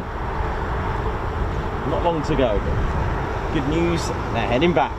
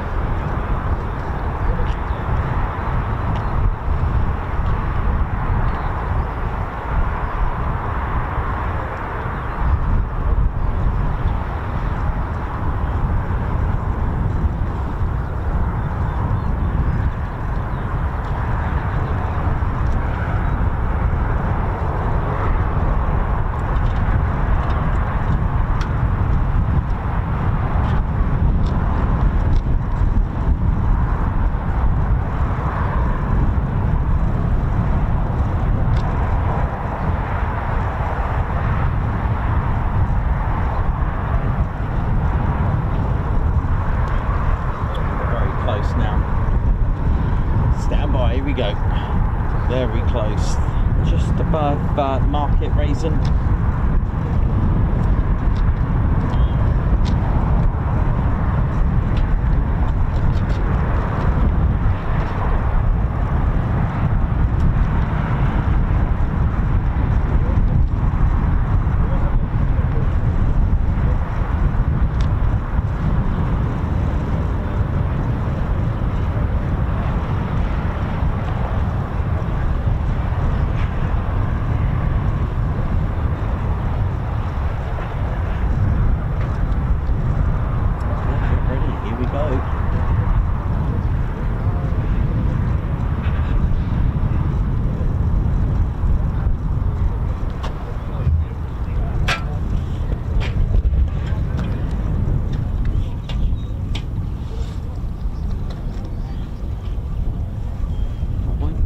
Concentrate too long on this, because you know what will happen. I'll end up missing what the Cobra Warrior aircraft coming in, so we'll just get a little bit of this.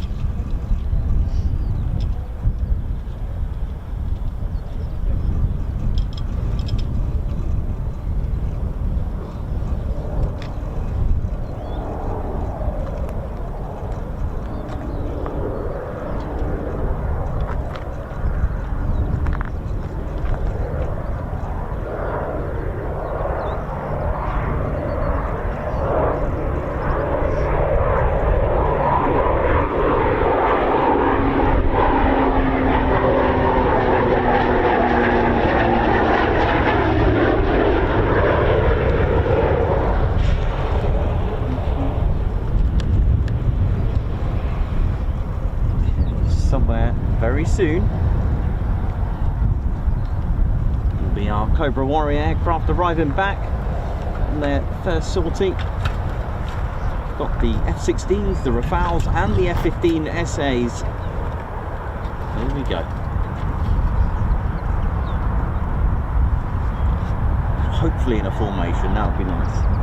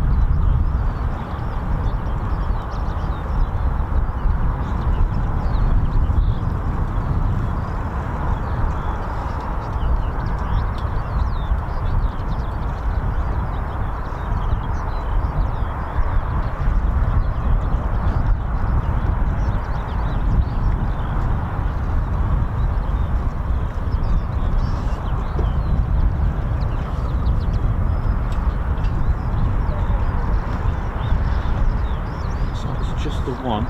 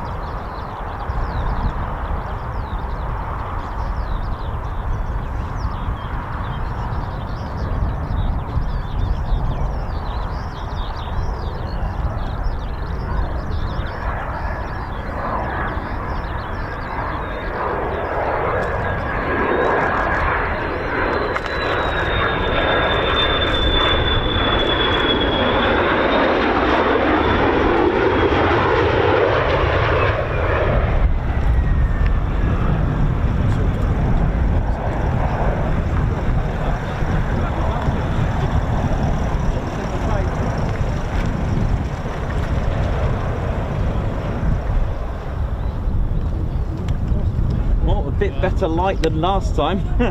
Yeah. Oh yeah. Well, last week. Yeah. At least it's warm, right? Oh gosh, yeah. You deserve a medal. Oh dear.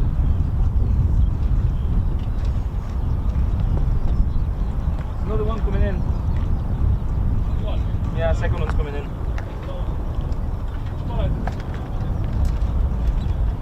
See, at least I told you.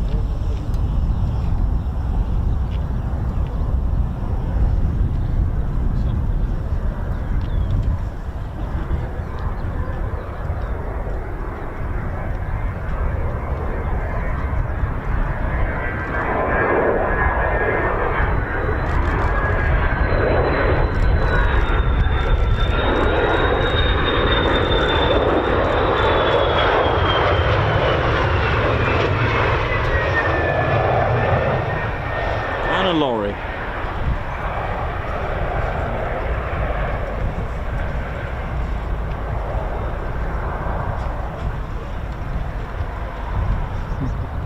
And we should have the third one as well.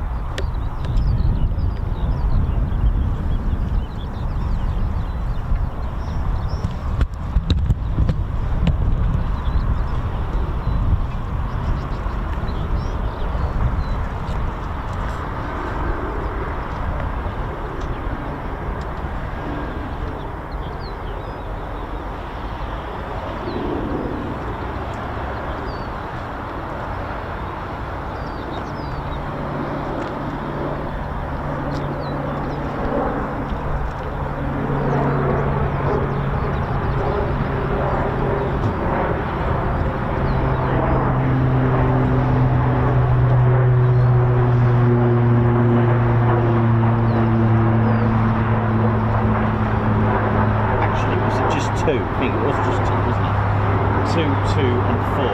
Right, okay.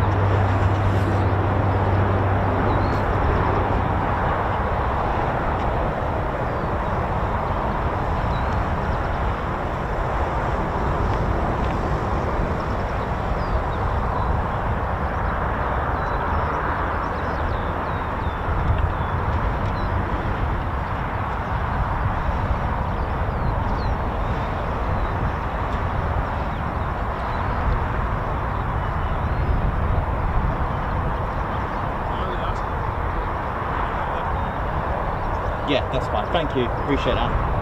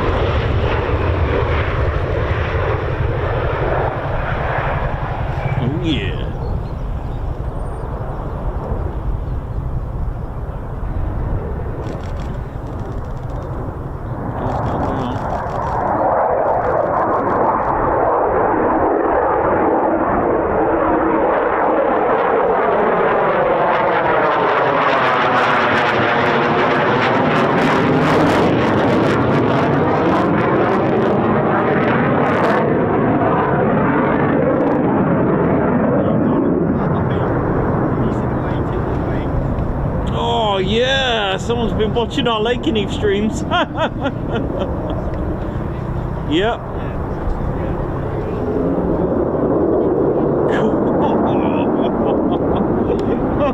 Well, if that didn't remind you of Lake and Eve, then I don't know what will. But that was and the pilot's a Ted Coningsby fan, I'm sure. Just kidding. That was pretty cool, man.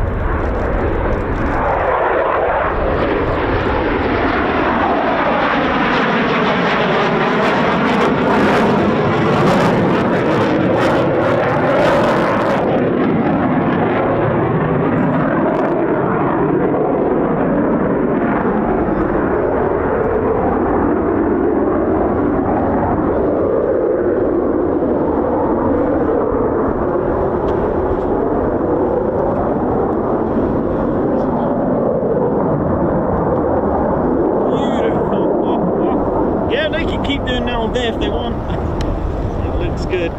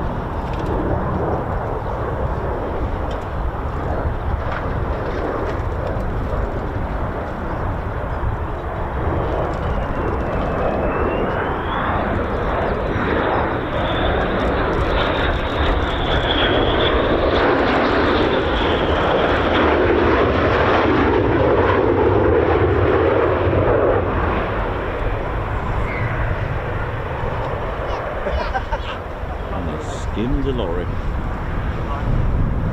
Beautiful.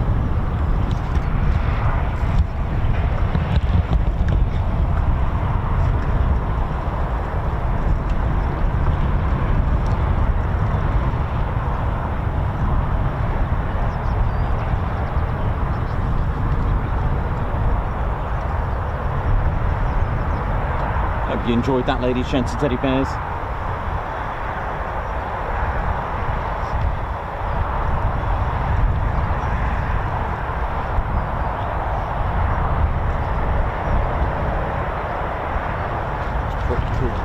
Loving the circuits.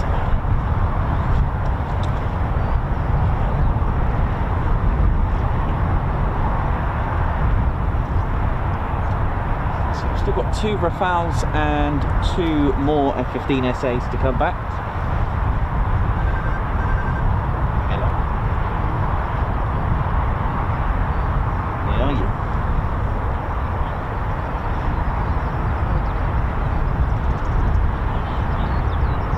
Thanks a lot, EP65s.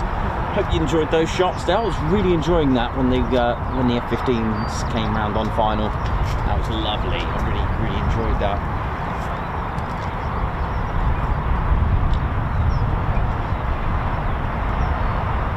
Some lovely light coming off them as well, which is great.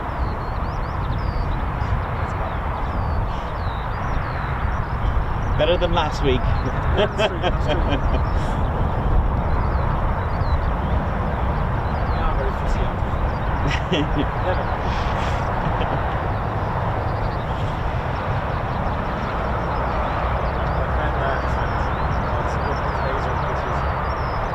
I see it's over. I love that. Oh, I love it. Oh dear.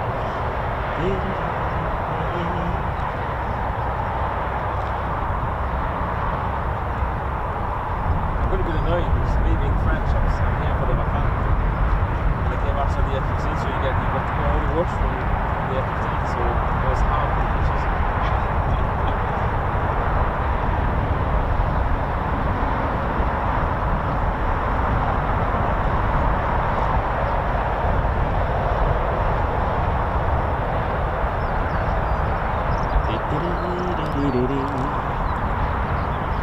Good ladies, gents, teddy bears, you're watching the Ted Coningsby channel live here at RAF Waddington. Hope you've enjoyed it so far. So still got 4 aircraft to come back from the exercise. 2 F-15SAs and 2 Rafales. Just to recap, the F-16s operated by the Turkish Air Force. The Rafales operated by the French Air and Space Air Force, and the F-15SA by the Royal Saudi Air Force.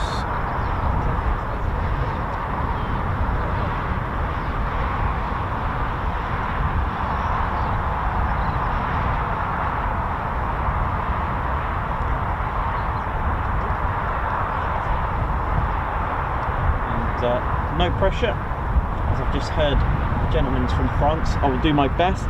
Armée de l'air. Oh, I've got it. Oh, okay, cool.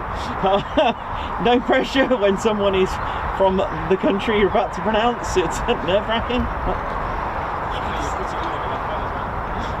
Oh, good. Thank you. Merci beaucoup.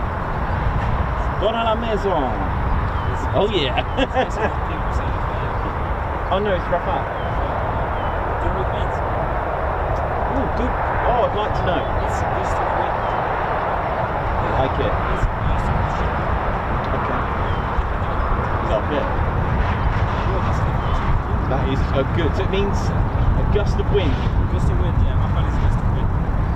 Or bursts of machine. Any particular direction of the wind? Because I know some countries have a specific like eastern wind or Yeah, we do, but no, Rafale is just a burst of wind. Cool.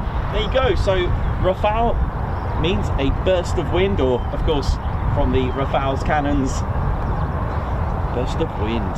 Amazing. Love stuff like that. Absolutely amazing.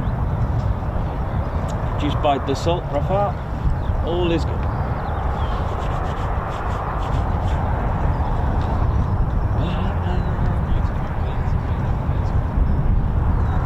Can't argue with that.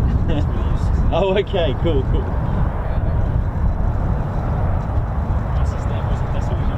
No?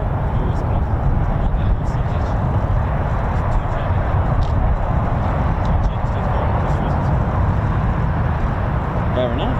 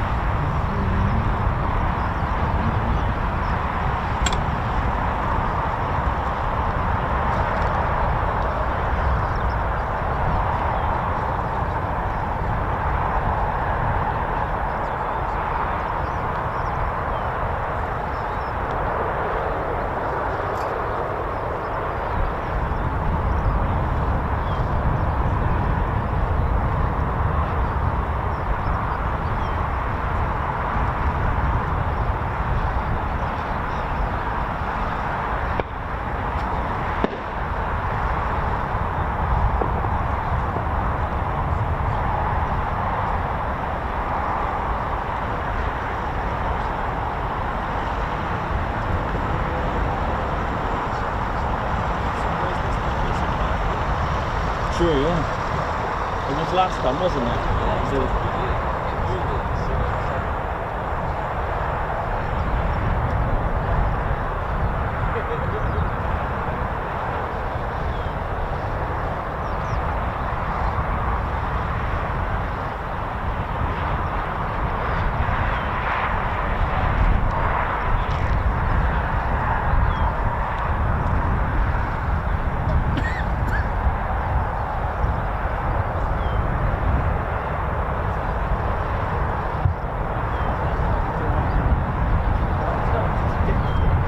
Oh dear.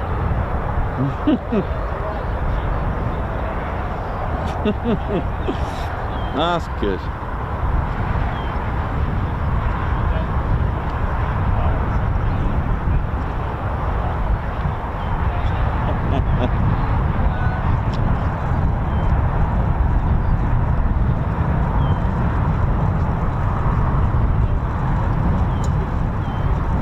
Oh, there should be four more to come back, I think. Four more. Should be two more F-15s and 2 Rafales.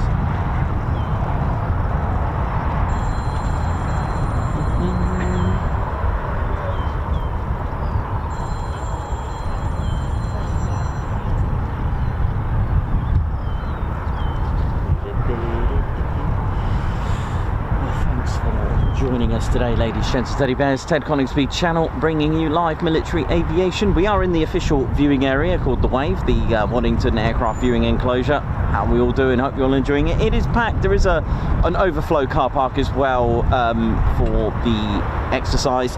There are temporary speed limits put in place, 30 miles per hour, and just on the closer vicinity, and then leads off to 40 and then back to the national speed limit for the outskirts. It's about a mile away or thereabouts, so it goes to 40 to 60, but that's just a rough guide.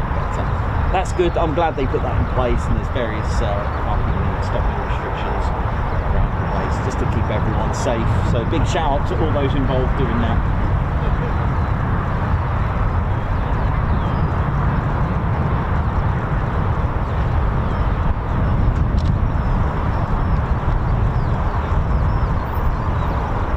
So should be 2 more F-15SAs to come back, as I said. I think they're next, I think. It was definitely 4, wasn't it? Oh, yeah.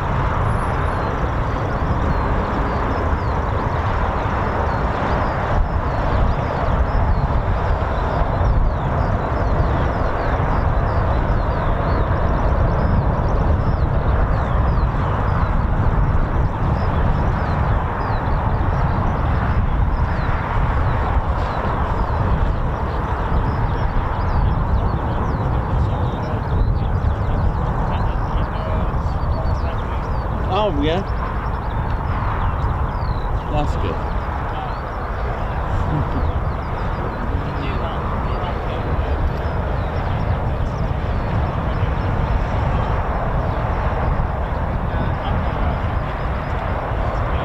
And if you know, oh well, you never know. One day, yeah.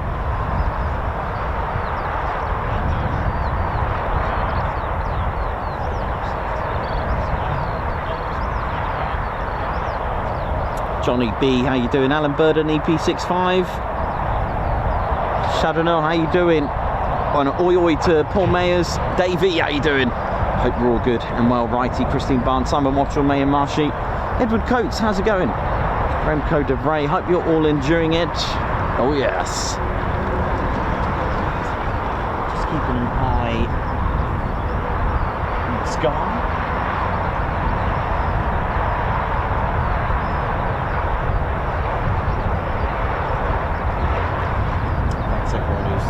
Hit that subscribe button as well and joined us, and of course those who have been smashing the likes today. It's been a great day, and thank you for the support. Don't forget to hit the like button, and of course if you're new to the channel and love military aviation, this is the channel for you. Hit the subscribe button, come join us.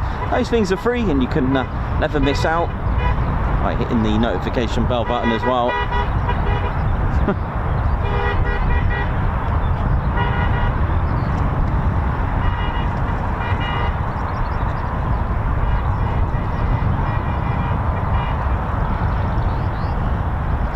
We're just waiting patiently for the last 4 aircraft.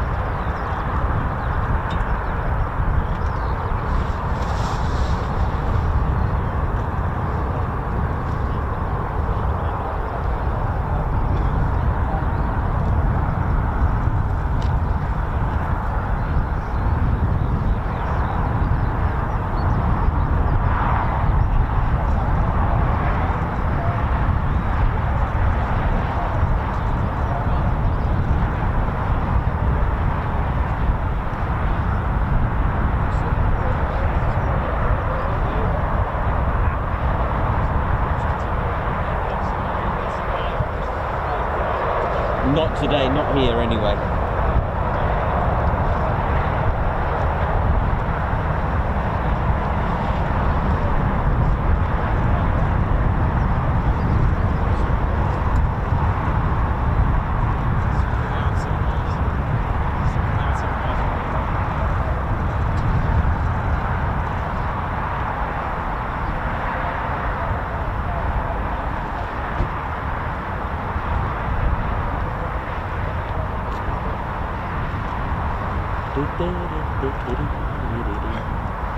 You alright, buddy?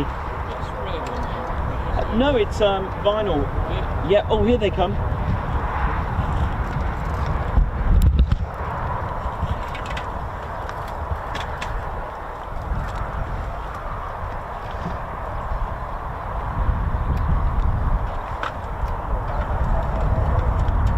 And it's the 2 F-15SAs.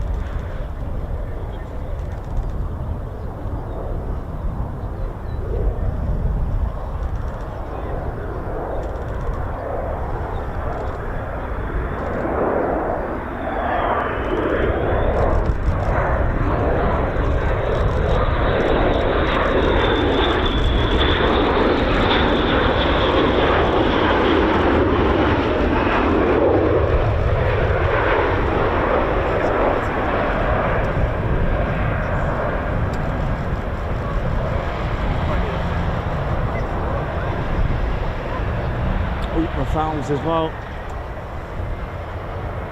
Oh, look at this.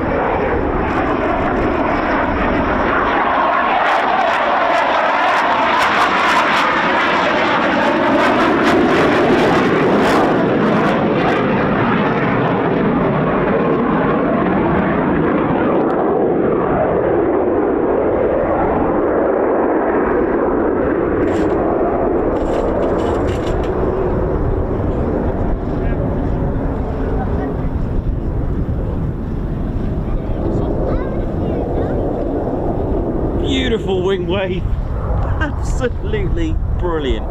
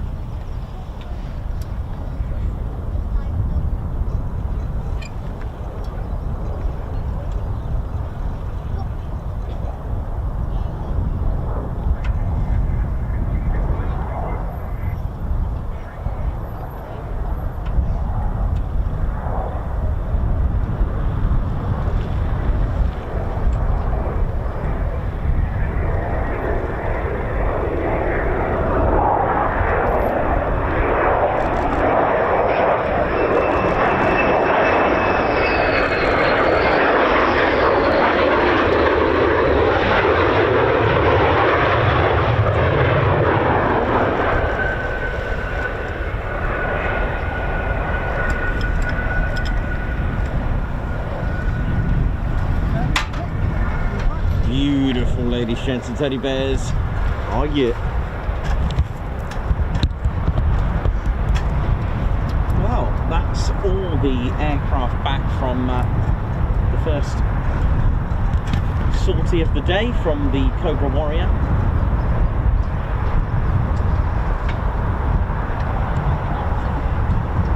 Oh yeah. Oh yes. Brilliant.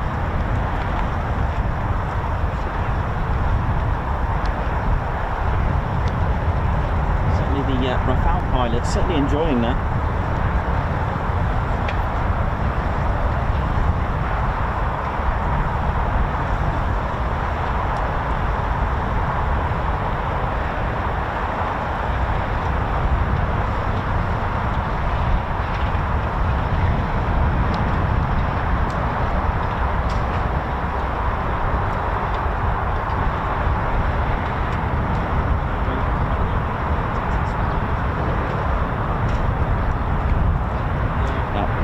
Pretty cool. Well, sadly the weather is deteriorating. I'm going to go and grab a cup of tea, I think.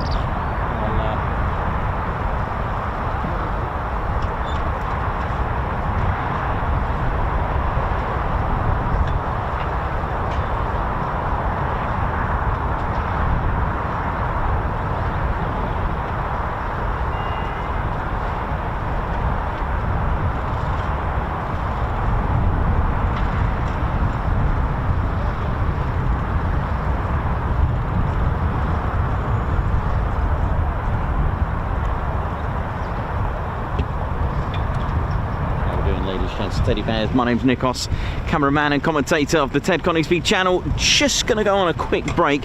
Hope you enjoyed the first movements of Cobra Warrior. It's been certainly brilliant, and the Rafale pilot certainly enjoying that there. I had a slight suspicion one of them may have avoided a bird strike. That's not 100%. Not going to go and speculate, but I don't know. There was a lot of birds being cleared there. And I've seen this before where pilots acknowledge, because I've just seen the rover vehicle may have, I don't know if anyone's seen anything like a little light gun or anything to, I could be talking rubbish, could be not the case, but it did look like one of the birds was maybe been avoided. I'm not sure, I'll have to play that back later, but nevertheless, the first one was definitely a wing wave, we'll take that. That was really good. But just the second one, I just felt that one of the birds was causing a bit of an issue, and I saw the rover aircraft there, so it could have been a deterrent. And I've seen this before where pilots acknowledge that they've seen the action that's required or the warning shot. So not 100% sure, but it did look like a little bit of it. But if not, we'll take that wing wave. Gonna go and have a cup of tea.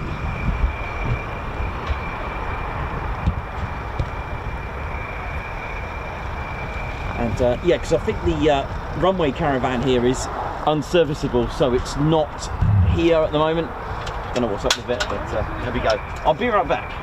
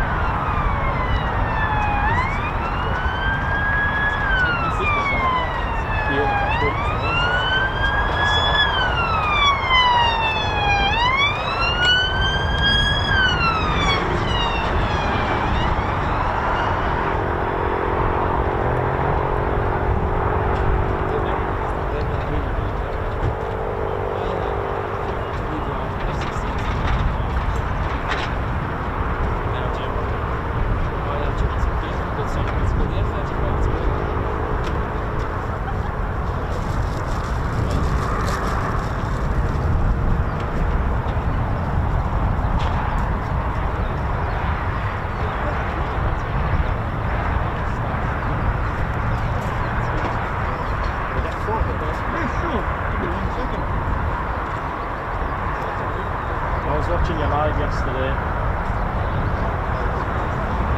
Yeah, I was jealous. I was on the way here, because I'm from just north of Newcastle. Okay. Yeah. Cool. Yeah, so I'm from just north of Newcastle. All so right, nice one. Oh, cool. came here from the birthday. Okay. And you here for a few days? Yeah, tomorrow and then leaving Thursday. Where are you going to be tomorrow? Here? I don't know, the weather's looking a bit bad, so I don't know. We'll see. Maybe Coningsby. Are you staying for the next song? I'll wait till about 3 and 7 days. Yeah, we're going to go away and get some food and come back.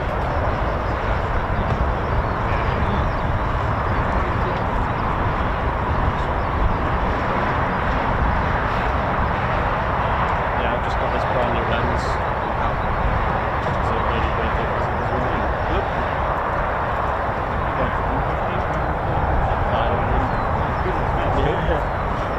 A lot better than my other lens, which was a 70 to 300.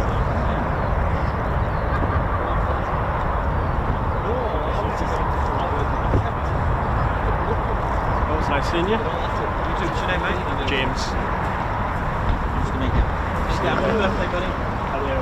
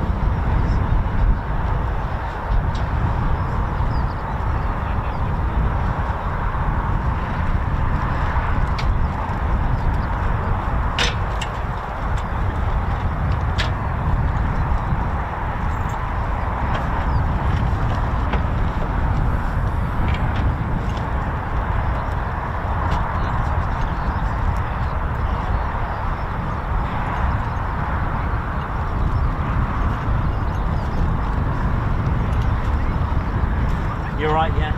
Thank you. Yeah, no. Good, good, good. Oh, yeah, you're alright.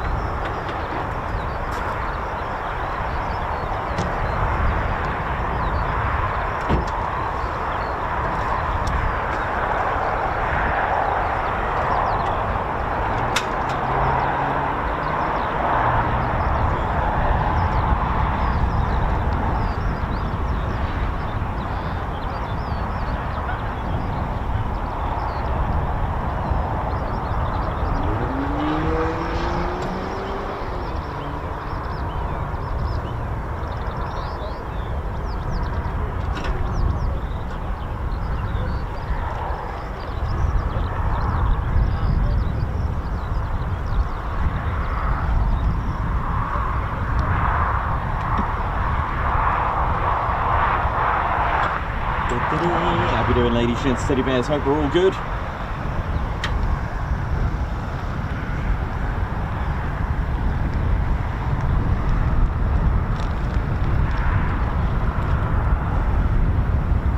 You there, Red Ted, how are you? Yes, you seem the intelligent one. My name is Jens from Germany and I must find Captain Weber. Have you seen him? You haven't? Why haven't you? You've all your red arrows, your 9 diamond? Surely you should be able to see them. I see, yes. Where do you think he could be? Just have a look. You seem the intelligent one.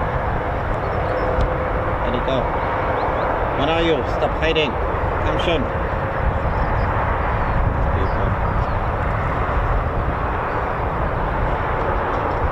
Cannot get the Air Force these days. Cannot get them. Where are they? He's a cheeky one, this one, isn't he? I must find him.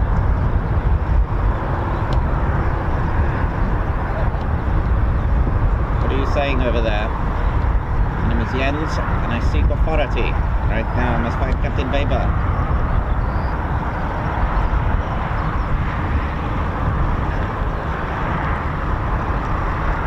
Going on here.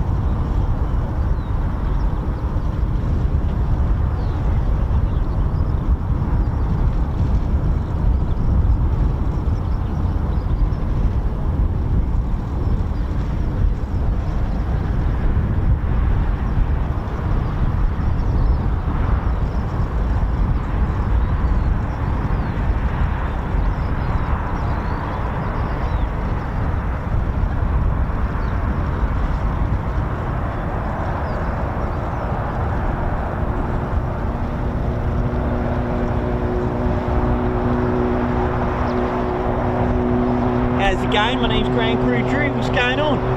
Hope we're all good. Tell you what, lovely to see those Rafales, do you know what I mean? Absolutely lovely. My name Grand Crew Drew. Nice to meet you. How you all doing? Hope you're all good. Hope you're all well.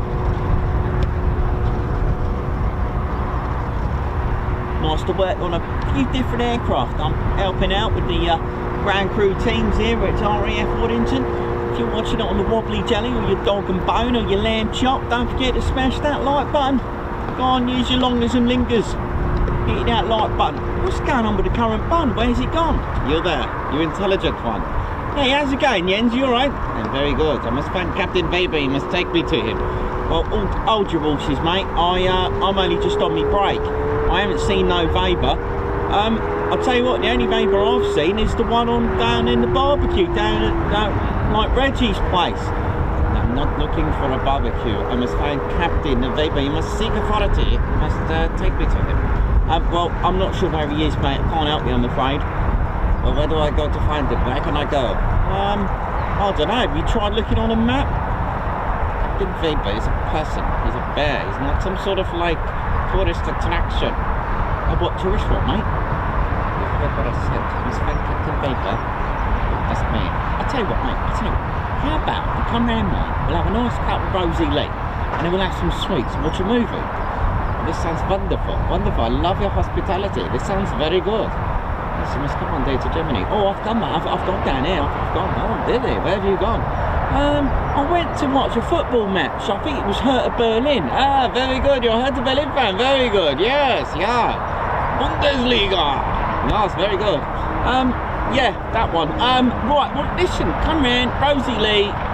I'll get a few sweets. I'll get the missus to sort something out. I'll try not to get in a muddle with the taxi driver. What happened with the taxi driver? This sounds fun. You're a funny one, aren't you? Well, mate, listen, I'm usually on my BM. You drive BMW? Oh my word, this guy is after my heart. No, a BMX. Ah, I see. It's a BMW, it's good. Yes, that one. Yeah, so, obviously those few places I like to like put my feet up, do you know what I mean?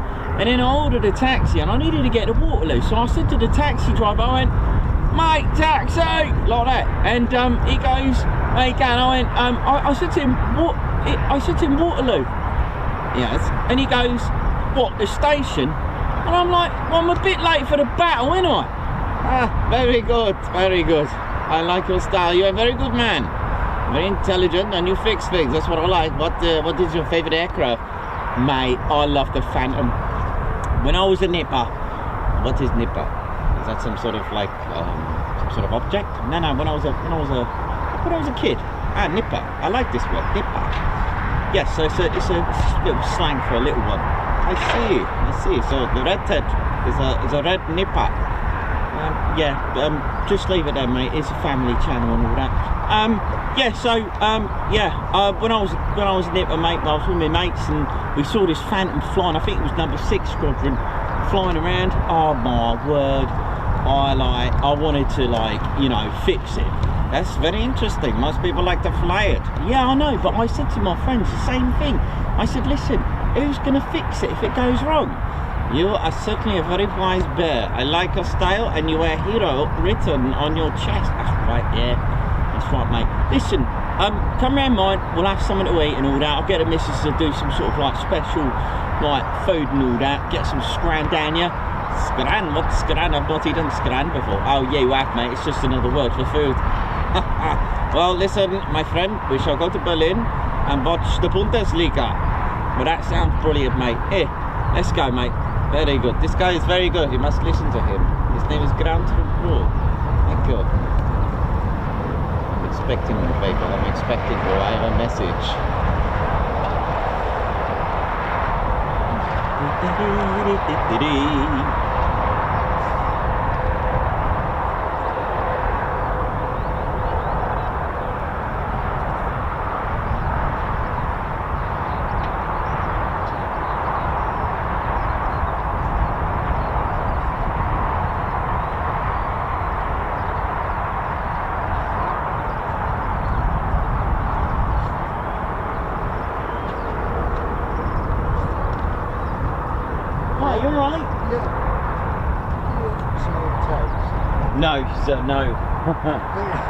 No, but you can buy bears off the charity shop, the Royal Air Force RAF trap. You can buy some of the bears on there. Oh. Yes. Oh, this is she. Oh yeah, that's it. They'll be selling out now. Yeah, some of the characters are from there. They're from various bits and pieces. So. You're doing key ones? Yeah, they're all online. Oh, they're all online? Yeah, I don't have any here. Oh. But they're online. Oh yeah. Big German. Something green. Yeah, there's Reggie. Yeah, they sell. I think they still have them on there. So. Something RAF what? If you put Rafatrad. Rafatrad. Yeah, the RAF charity online store is pretty cool. Hello. Hiya, you alright? Yes. How's it going? Okay. No. I ain't got me here. Yeah, on the Royal Air Force charity shop online. Yes. Yeah, but there's only like, I think only 2 of them are on there. The rest of them are just ones that just turned up out of the blue. There we go. Have a big white cat. Oh yeah. Okay. Have a good one, yeah? Yeah. Oh, Look enjoy. after yourself. Alright, thank you.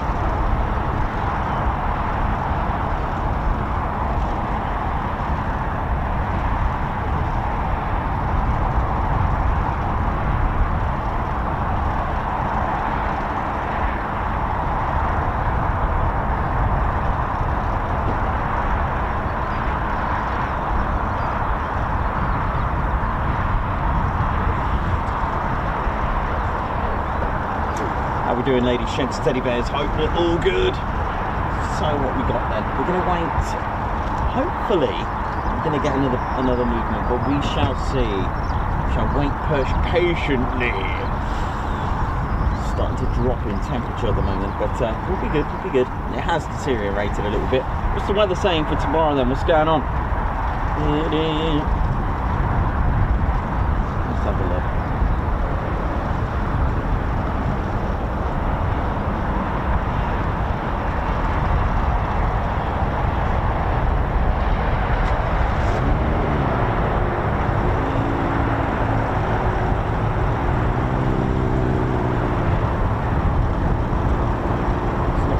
Looking too good tomorrow, is it? That's looking awful. Yeah.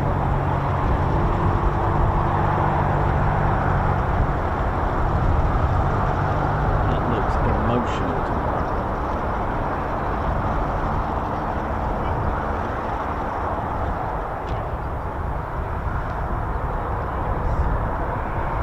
What do you think to them? Rafale? Oh, they were great, man. Yeah, they were good, weren't they? Tea or coffee? I'd love a tea.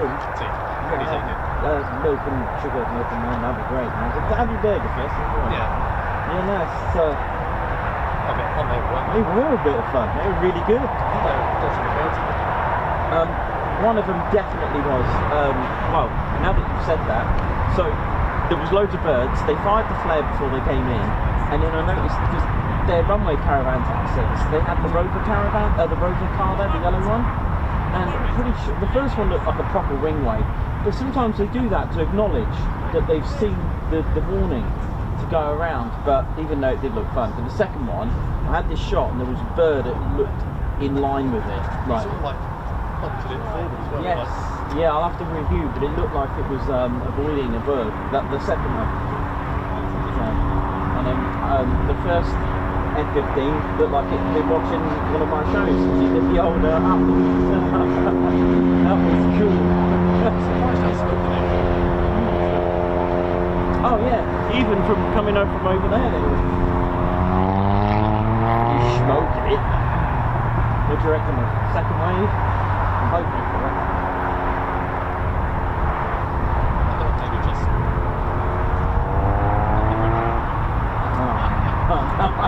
I'm excited to see them again. Yeah. It seems to be a bit of fun. One did the PTO, right? Did you see the PTO, the first Rafale? no, I spoke to the second one. Okay, so the first one did a PTO. Did it? Yeah. Or like a quick climb. You know what I mean? It went straight up, and then I didn't watch it all the way because I thought the second one was going to do it, and it didn't do it. So I was like, oh, I should have kept it on the first one. But that's cool. The sound of the back seat was like different than, Yeah, you know. I was really going for it. If the French are not flying in the afternoon, I think they're coming on board. I think some of the tours are coming on board, which would be quite nice. What, here? Yeah. Oh, okay, then they've already been, okay. They were absolutely wonderful. I saw them singing like, What's happened to the weather? Just gone. A bit worried about tomorrow. It looks wet. It's supposed to be good movement tomorrow. Not just a bit warm.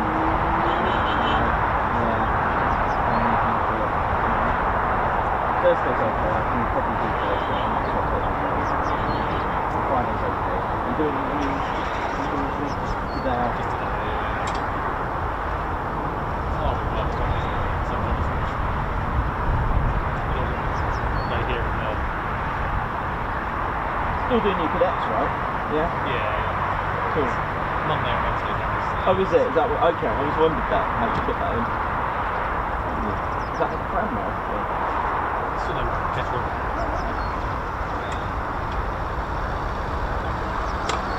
Oh, the protector was that one. I got some footage of that. That was That's good. really nice. Yeah, I'll put that on tomorrow. I've never seen one before. No, I like that. First time we've seen Flame, so with a tour with them. That was thank you. Thought they feel like some kind of Gordons and there's me looking in all the different stuff. Yeah, they look pretty cool. I was trying to have a look. That was definitely a protector, right? Yeah. I was looking at the photos on the Waddington website and I'm pretty sure the antenna's a bit of a giveaway just behind what is the cockpit. It's a bit different. Yeah. It's more of a, yeah, it's got a different dish.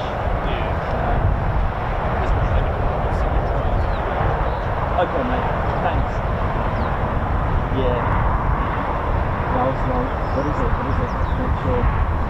And I just looked at the photos and the antenna bit at the back. It's a bit different. I think that's the first flight by then. Yes, it was nice now. It's flown a few times, but it's the first time that mine's kind of got an as well today. It says one's still out. It's still out there.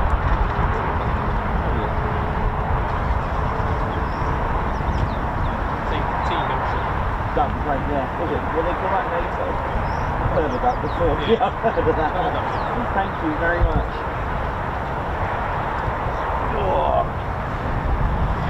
So yeah, ladies, gents, teddy bears, you may have heard in the background there about tomorrow.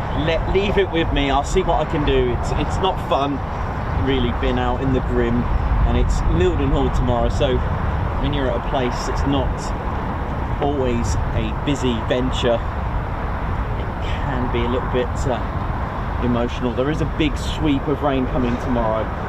I will keep my eye on it. It'd be a shame, but I'll see what I've got tomorrow. In the afternoon it all looks amazing.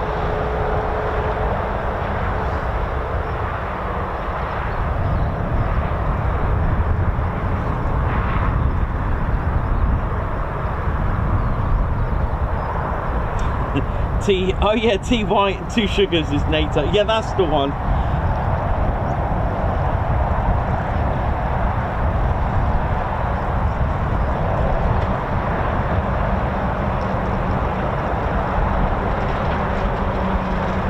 And 30th of November this year, ladies, gents, teddy bears, is Ted Coningsby Party 3.0, and if you're a member, then priority tickets are available for you.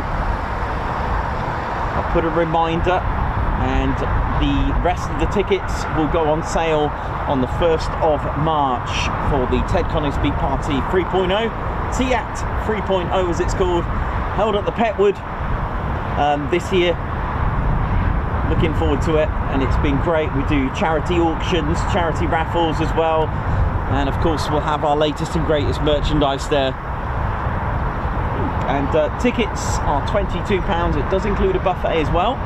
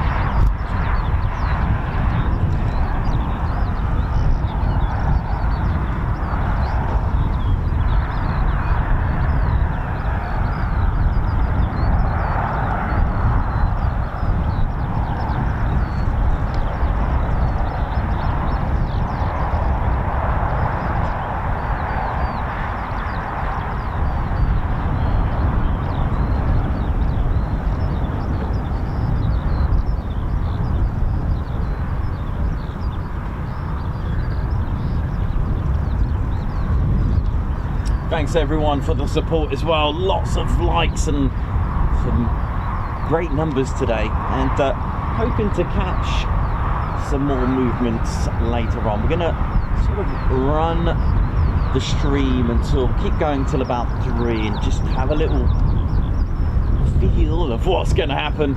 And if it looks like there won't be any, then we'll pack up and ride on.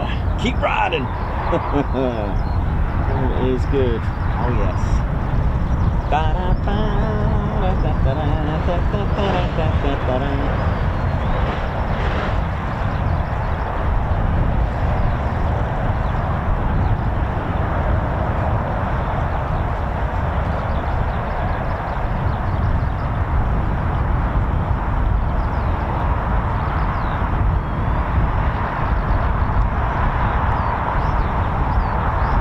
Just a little recap, just really quickly, with the base. For those that were tuned in earlier with the history of the base, we spoke about the Augsburg Raid. So we got as far as 1942 with the Augsburg Raid, and pretty much after that,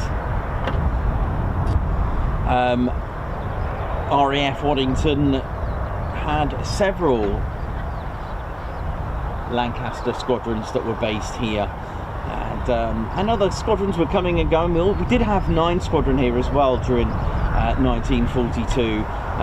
For just a month was before they switched to the Lancaster as well. 142 Squadron, 207 Squadron, who today are an operational conversion unit at RAF Marham, and they trained the Royal Navy and Royal Air Force pilots on the F-35B. I also got 420 Squadron of the Royal Canadian Air Force, and they formed here on the 19th of December 1941. 463 Squadron of the Royal Australian Air Force, they formed here as well in November 1943, again with the Lancaster.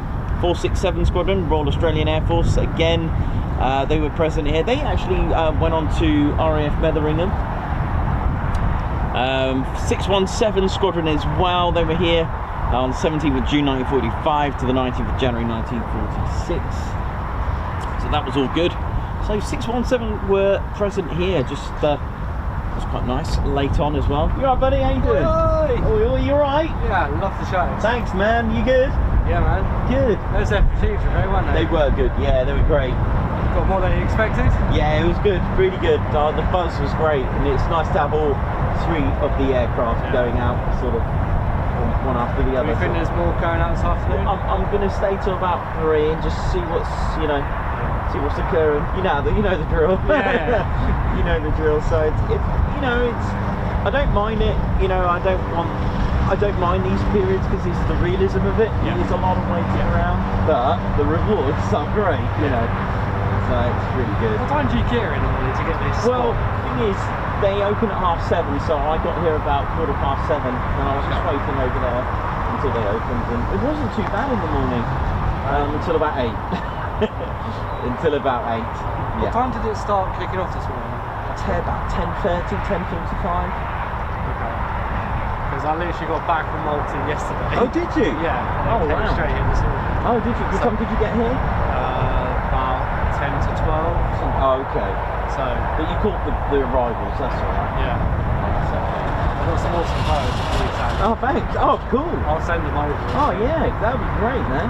That would be good. So I guess you don't get many photos of yourselves.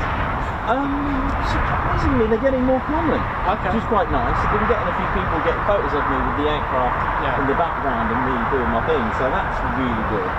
Because I promote it, and when they send them in, I put them on our community page and promote them on them. So yeah, it's pretty good. If you have any water shots, send them in. Yeah, I will do. Oh, Matt, thank you. I'll tell you what, I'll come down one sec.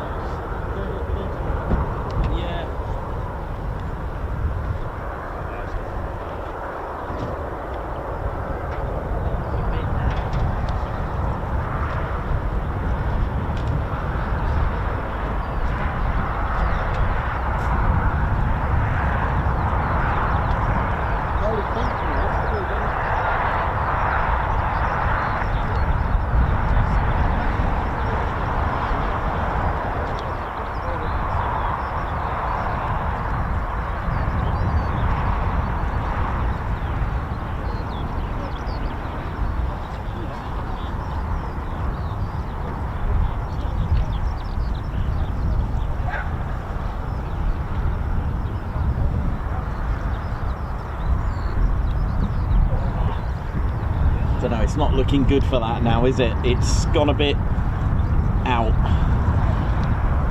which is a bit of a shame. Could have done with the Hawker Hunter. That would have been quite nice, a nice catch. It doesn't look good at the moment for us anyway, but no worries at all.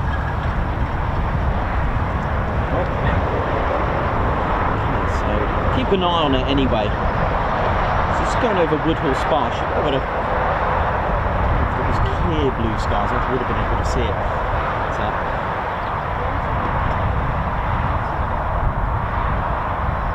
That was a shame. There we go. So yeah, ladies, gents, teddy bears. So that's finishing up to sort of 1946. It was kind of like that sort of end stage of end of an era for the Lancaster. Of course, there was the Avro Lincoln, but as far as I know, I don't think it actually was in service here. I may be wrong, but I'm going to have a little look. So I've got a bit of a blank period on my history notes here between 1946 and sort of like towards the 1950s, 1957, the Cold War era. So I can't imagine Waddington closed. Maybe it did. So I'll maybe have to do some a bit more research. But of course, if you know the history, yeah, looks like it's just about to skim Coningsby. So yeah, looking for history between 1946 and 1957. What happened here at Waddington between those dates? So it'd be interesting to see actually. I'd like to have a look. But anyway, during that 1957, it was number 83 squadron that received the very first Vulcan operationally.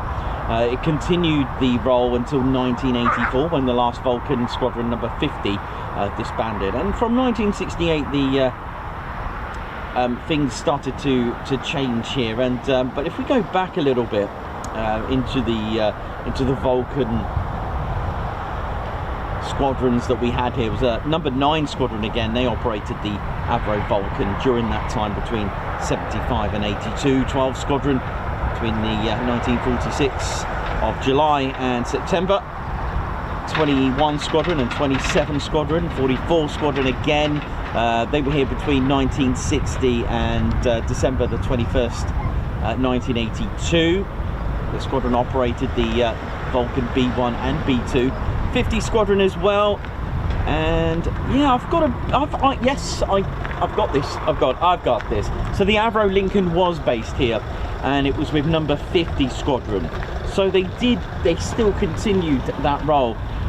You know, it makes me think if they had the Canberra here as well, you know. Let's have a little look. Let me dig into a bit more history.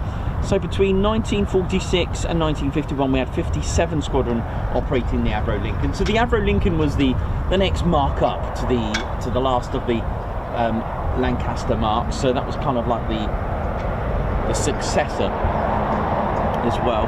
83 squadron as well were here. 101 squadron. So yeah, I've got a feeling it was still active.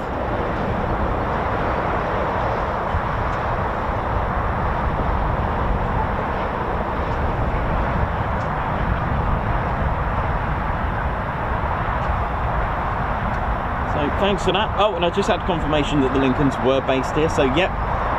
So I've got number 50 squadron using the Avro Lincolns. That's got a nice aircraft. That. I've also got 101 squadron. It was also home to several United States Air Force deployments throughout the Cold War as well. You would have seen the LTV-A7D Corsair 2. If it's the one I'm thinking, that Corsair 2.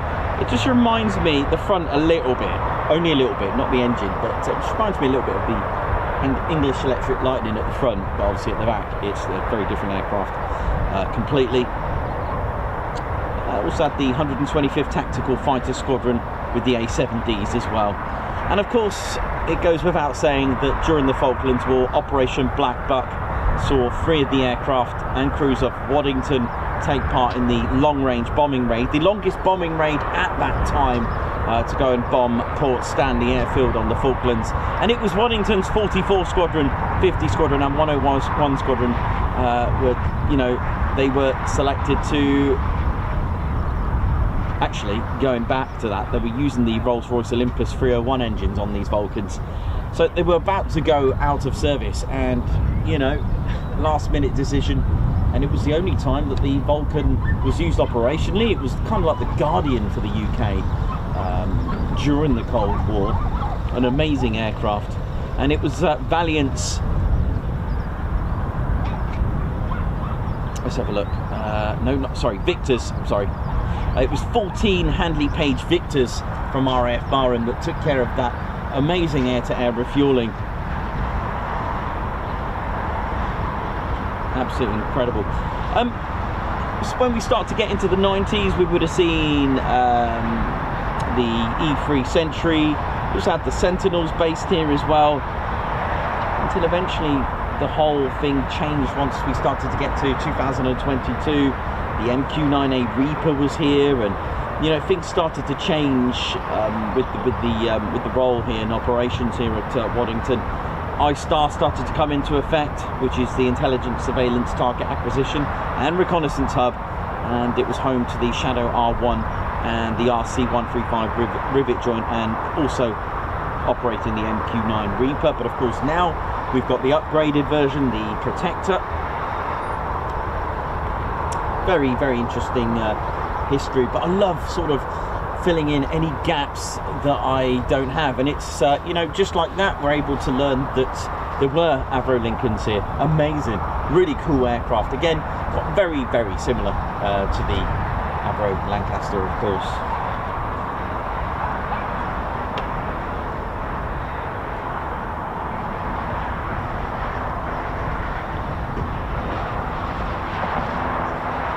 But it's interesting, isn't it, to talk about 44 Squadron. You know, amazing history that 44 Squadron had here. 44 Rhodesia Squadron. How awesome is that?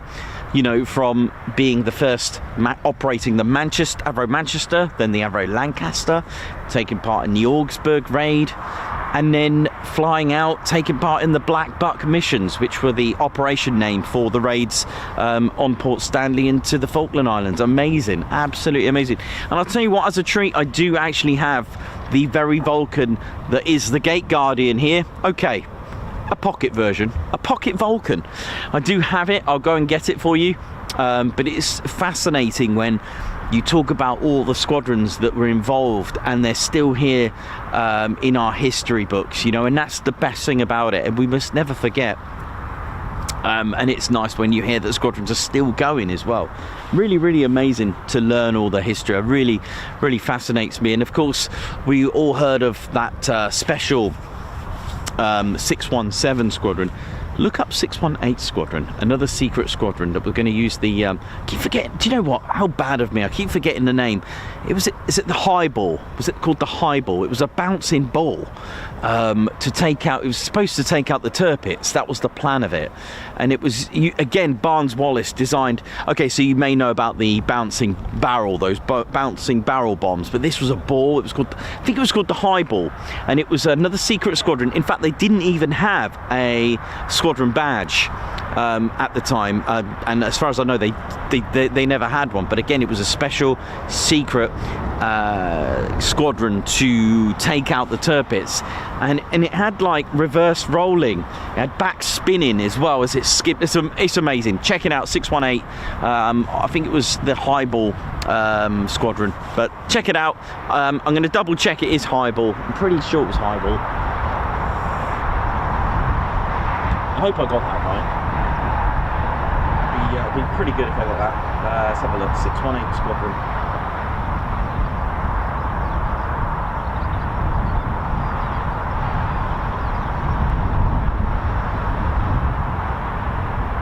Yeah, that's right. 618 Squadron, the Highball. Yep, that was the other secret bouncing bomb developed and designed by Barnes-Wallis. I got to see some amazing videos on it.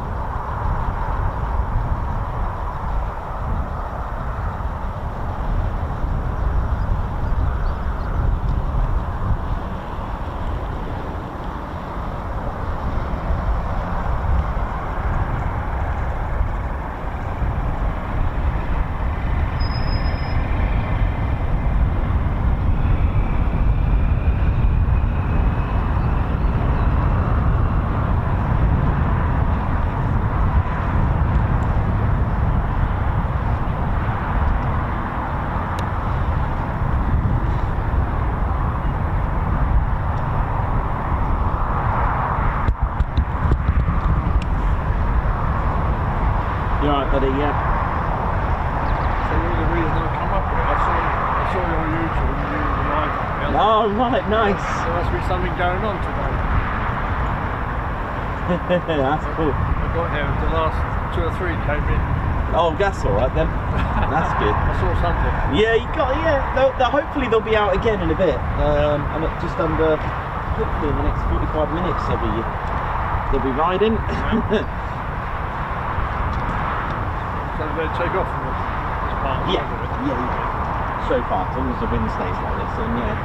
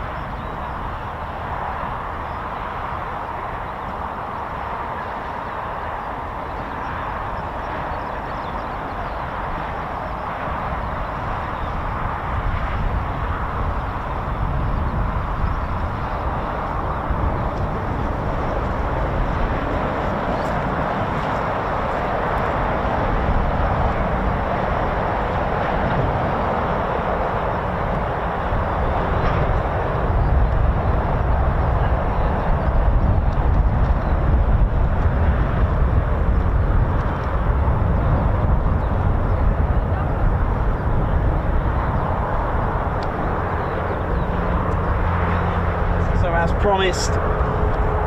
Here we go. So this is a replica, of course, in scale model version. Look at the beauty. Look at this. It's enough to make you get a bit sentimental. A classic, iconic British aircraft. Look at this. Different era. Guardian of our country during the Cold War, but stood up 1982 and went on a bombing mission. Look at this, absolutely amazing, isn't it? So this is XM607 or 607, and it's the gate guard here today. Not this very one in my hand, of course, but the same serial number, delivered to the RAF towards the end of 1963. That was in December, and then from January 1964, XM607 served with 35 Squadron, and that was at RAF Coningsby. And if you remember the history of Coningsby, they did have the Vulcans just for 2 years between 1962 and 1964, and managed to serve with 35 Squadron at Coningsby. Then went on to Cottesmore and Waddington Wings, and before joining 44 Squadron in 1976. The aircraft again saw service with 9 Squadron and 101. And don't forget that the Vulcan force, or the Vulcan system of operating with squadrons, they went in what was called pools of squadrons. So, or shall we say pools. What they would do, a particular aircraft such as XM607 was put in a pool that can be used by different squadrons. Look at this, absolutely amazing. And me, for one, I remember I was 9 years old, Western Air Festival, over Western Pier, that wing over the pier, oh my salmon gills, that was absolutely amazing. It really is something special, this aircraft, and the howl that it gave. And it, you know, and then from with 44 Squadron, again with its career about to be retired, but July 1981 famously took part in the famous Operation Black Buck missions, and that was in 1982. It took part in during the Falklands War. Retired in December 1982 here at Waddington and put on display, ladies, gents and teddy bears, the Black Buck missions. We shall never forget them, and the legendary Vulcan, and sadly retired that year in 82. A beautiful, beautiful, look at this. I mean, absolutely fantastic. Might need to put the landing gear in there, Ted, I think, mate. There we go.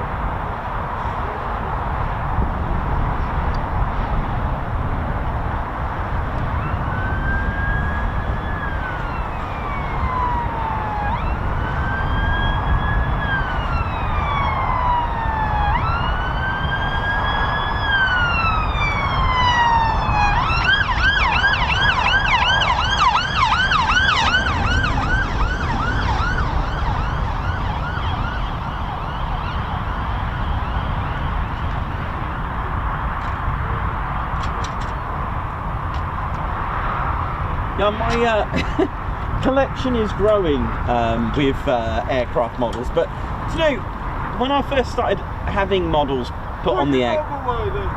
Oh yeah, you're right. Good.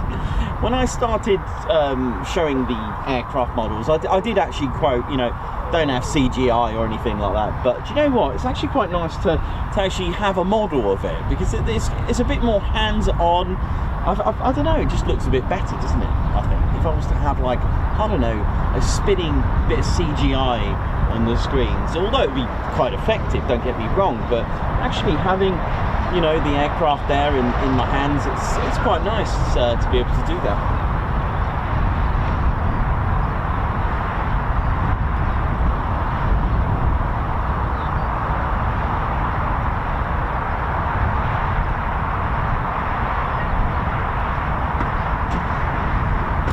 Lovely memories from all of you then.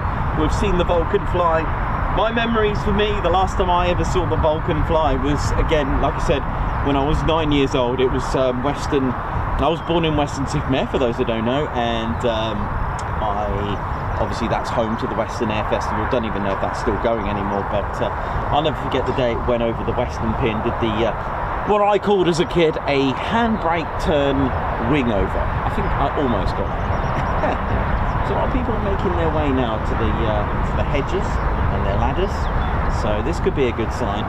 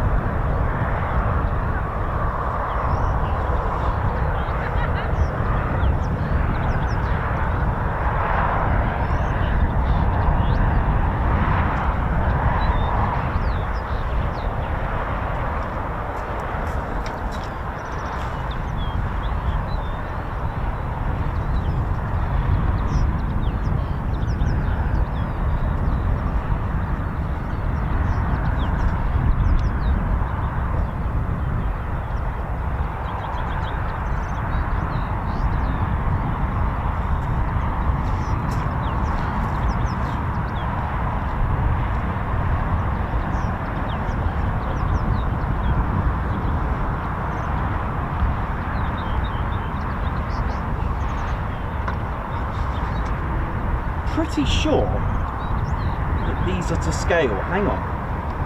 This is dedicated to Roy Chadwick, Avro Legends. Hang on. Hopefully these don't break. Be sure this is to scale, man. Hang on. Let's put a little brightness up a little bit.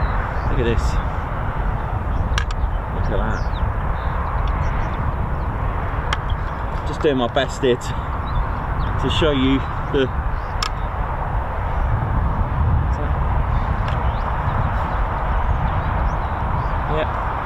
Pretty impressive, isn't it? Imagine these two flying together. Did they ever fly together, the Vulcan and the Lancaster? Let me know. What a sight that would be then. Look at that. I'm just trying to give you a good perspective. If I pop that there like that, see the size difference. Amazing. There we go. Pretty cool, right? That's it just occurred to me that I try to keep them the same scale, not always sadly, but where possible.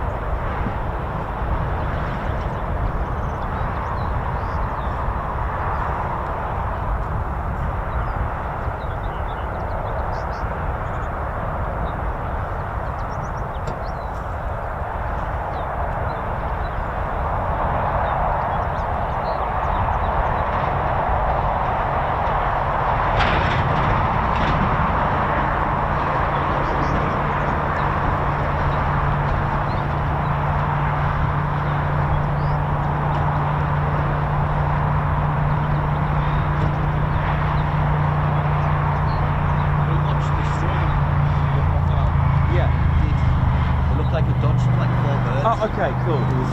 Yeah. Oh, cool. Yeah, no, that's cool. Thank you for confirming that. Because sometimes if you zoom in too much, you can't see what's going on.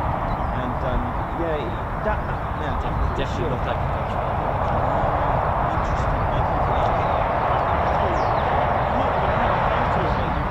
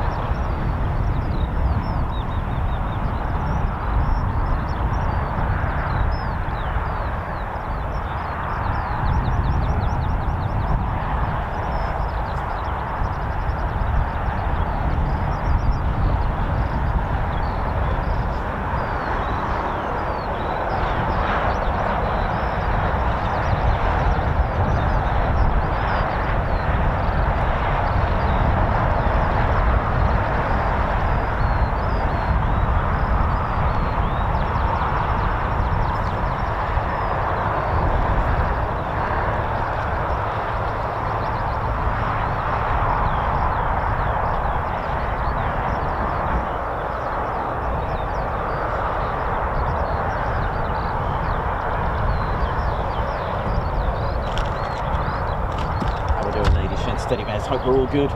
Welcome to the Ted Coningsby channel. We've got no red arrows today, as they're away. I think they're in Lossiemouth, if I remember correctly. And thank you for the info regarding the Vulcan and the Lancaster. Goodness me, it must have been a sight. And lots of you saying that Vulcan flew with both of the Lancasters. Wow, I missed out then. Of course, like I said, 4 years ago, couldn't tell you anything about aircraft apart from red arrows being red. And here's me thinking back then that pilots just got in aircraft and just started flying in formation, but as we know, that's not the case. And I thought to myself, I thought I was going to break out into a song then, and I thought to myself that maybe there are others thinking the same. And well, I thought I'll create a channel and see what happens, and here we are. There we go. And what can you do? Lots of support. Thank you so much, everyone, for the support today. It's been brilliant, been really good, and hopefully it won't be too long before we get. I've just seen on here someone, someone called Shadownaw. Gifted memberships. Thank you so much, and thank you for joining our squadron as well. Thank you. Wow. Oh, well, that means one thing then. Ted, come on, mate. Let's get some guards marches on the case.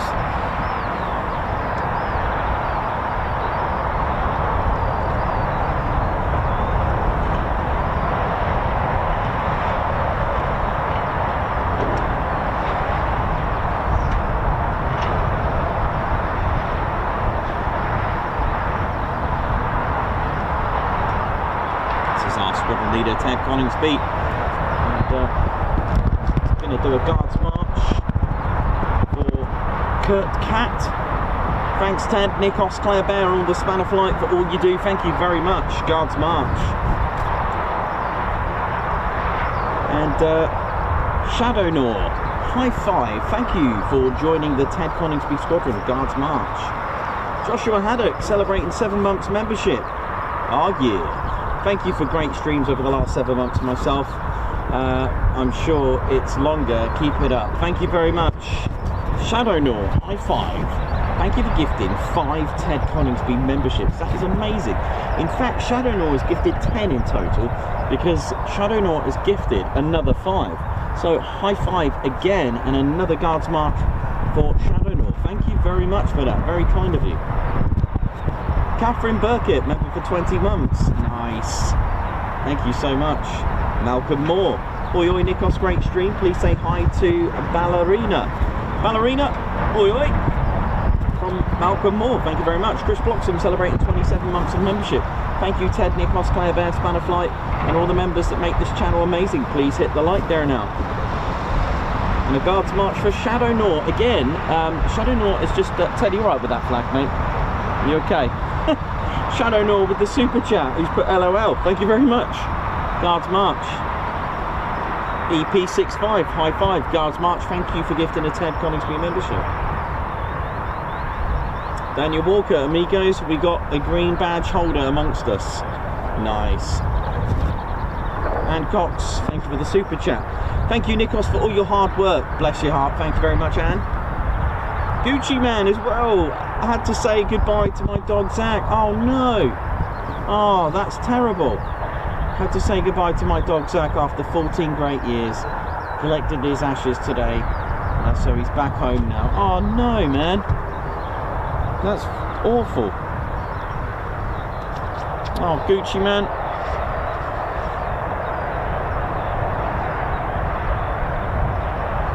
Blue skies, is that?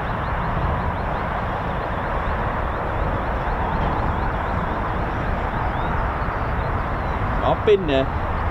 It's not easy losing a pet. I've been there. Something I don't want to experience again, I'll be honest with you. Oh dear. Hope you're well, mate. Sammy B, thank you for your amazing streams. Much love. Thank you very much, Sammy B. Guards March, and thank you for being a member for 21 months. Wee Stevie Boy, high five. Thank you for gifting a Ted Coningsby membership. Guards March. And Norm Bright, ADDP, welcome to the Ted Coningsby squadron. A high five and a Guards March.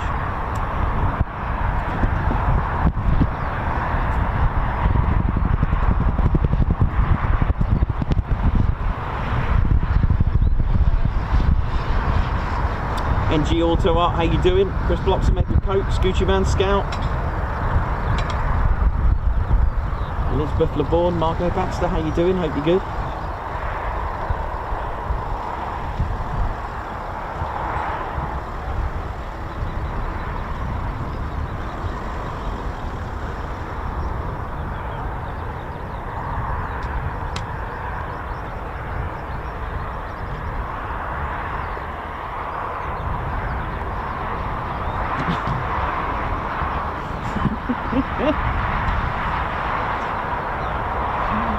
His face cracks me up when he loses his berry, it really does. Oh dear, Ted.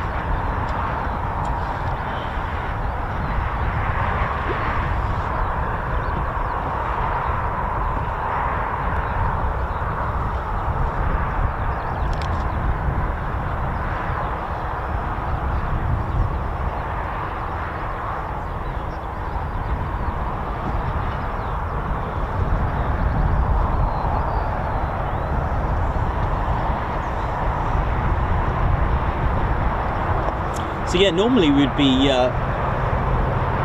expecting the Reds, but we'll catch them next time, perhaps we're here.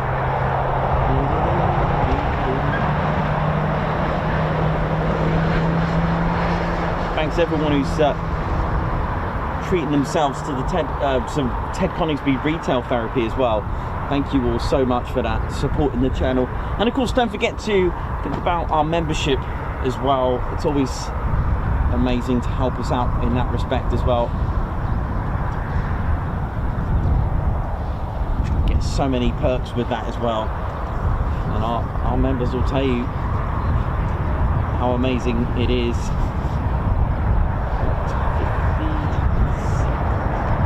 we just yeah, we've got about, so we've sold 50% of our TED tickets for the party, so we've got 58 to go.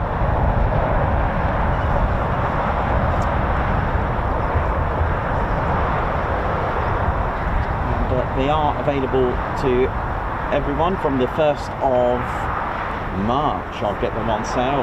So members, you'll get priority tickets right up until the 1st of March, which usually sells out very quickly. So hope to see you there.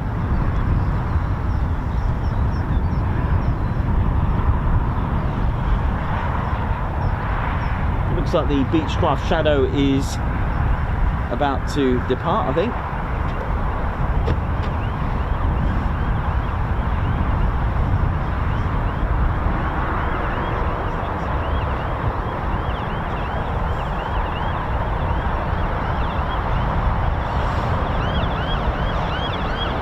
Yeah, it's a shame I haven't got my drawing of the PT6 engine. I do love that engine, I think it's amazing. I'll get another one drawn over the weekend, shall I? And this is the Shadow R1. It's got a lot of sensors which you've seen, contributes to the comprehensive intelligence gathering, and it is the RAF's I-Star Force. And its output is particularly valuable to ground commanders. A bit of an eyes and ears of the Royal Air Force, and it's got electro-optical and electronic sensors, and complements other platforms and capabilities. It's got satellite communication links as well, enable information to be downloaded and offboarded, so they can probably tune in live from that aircraft, and probably stream from that aircraft at this rate. It's only based here, and it flies with 14 and 54 Squadron. And here we go.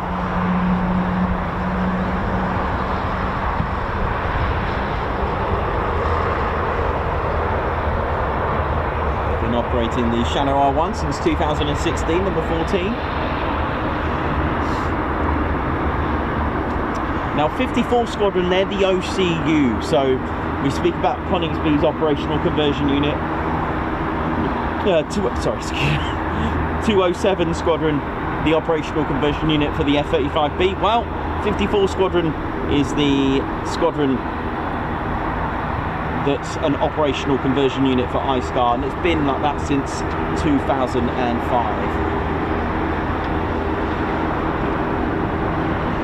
that sign is ominous. End.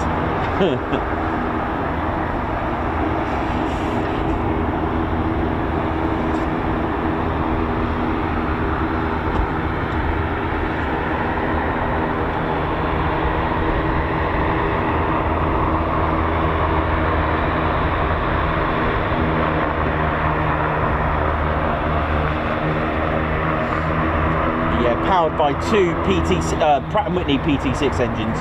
They are absolutely amazing, those engines. And I did have a drawing to show you, but it's gonna miss. So I'll have to draw another one. And I'll tell you what, it's very technical. The front of the engine is actually at the back. It's a reverse flow. It's different. It's got big bore exhausts on it, and it's a bit like the turbines on a jet engine, right? But the actual gas flow actually starts pushing and turning and spinning the propellers. It's a bit like getting a hairdryer and having like a little spinny windmill thing in your hand, and the hairdryer's turning the propellers. It's very, very clever. It really is an excellent, and it's in a lot of aircraft, the PT6. Yes, it does come in various forms, or shall we say various well, actually variants is probably the right word. It comes in different variants of the PT6.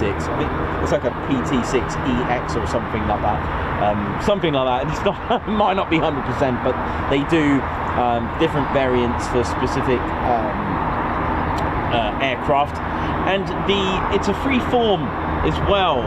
It's a free turbine, which means the cold section and the hot section, shall we call it, the actual shaft, they're not actually connected.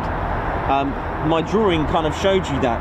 And what the cold section, I think those compressors spin one direction, a bit like the A400, and then the hot section spins the other way. The reason for that is because it's so torquey that if they all went in one direction, the nose of this aircraft would just lift and jackknife. It's so torquey. Now it has to have like I forgot the name of it. A planetary gearbox. I can't remember the full name of it off the top of my head. And it's to slow down some of the revolutions, actually, because it's so torquey. It's pretty impressive, but my drawing, without showing you it, it's a bit difficult for me to just explain it in full detail without a diagram, but pretty clever.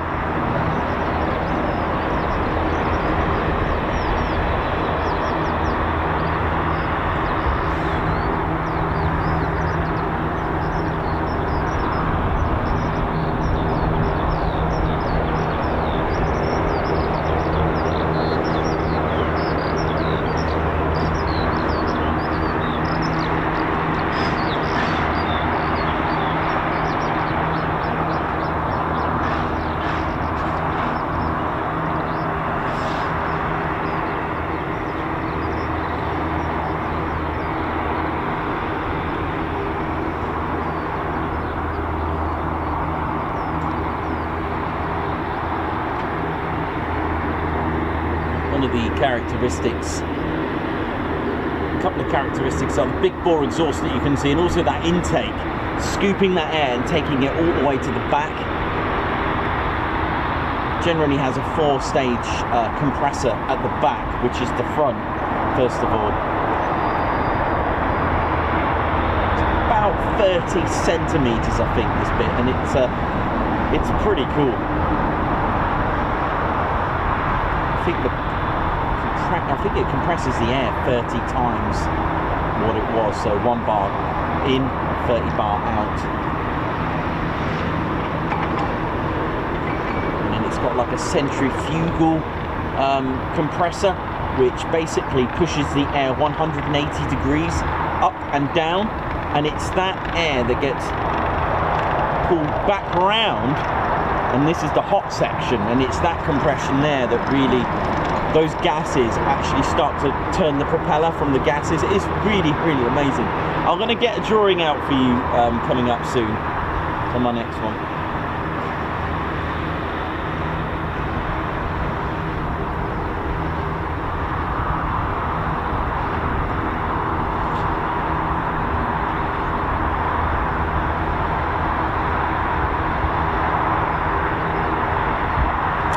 Yeah, that's right, the planetary gearbox, that's correct. Yeah, it's something like that off the top of my head. It's so torquey that it actually slows the revolutions down to it. It's pretty impressive.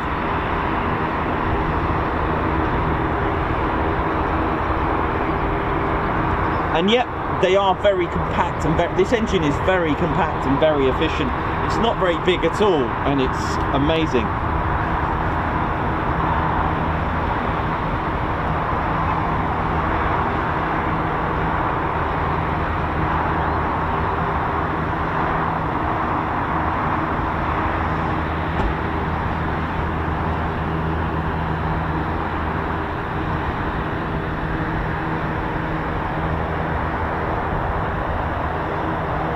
Adam Lee, how you doing? Watching behind me, oi oi.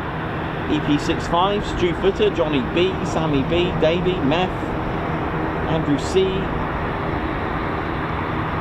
David Smart, Steve Oliver, Stu Footer, Johnny B, Blocks, how you all doing? Hope you're all well.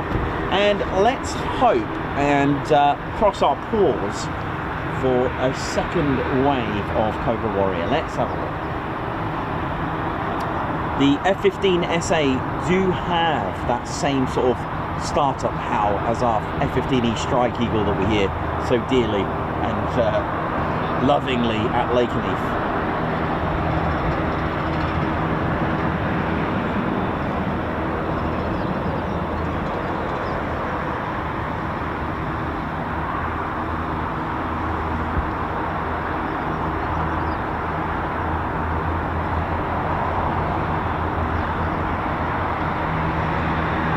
Adam Lee, oi oi. Oi oi. Oi oi. Oh, hang on, might not have wanted to do that. Eagle 7-4, how's it going? Robert Owen, Stu Footer, hope we're all good.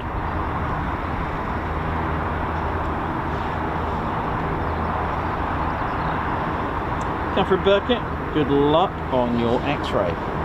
Right.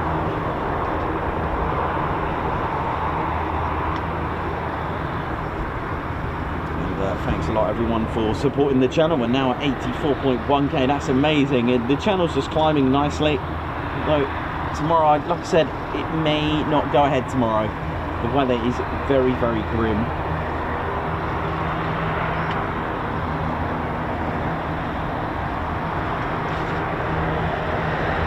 We've got a bus. Have you got it?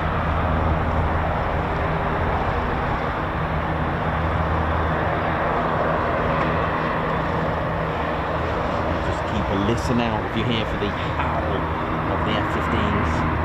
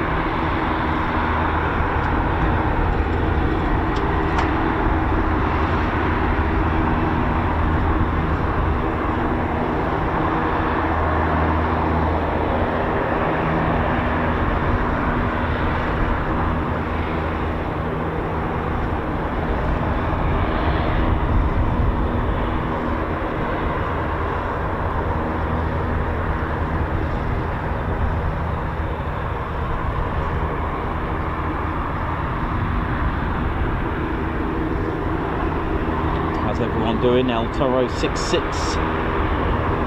Edward Coates, Tony Hunt, how's it going?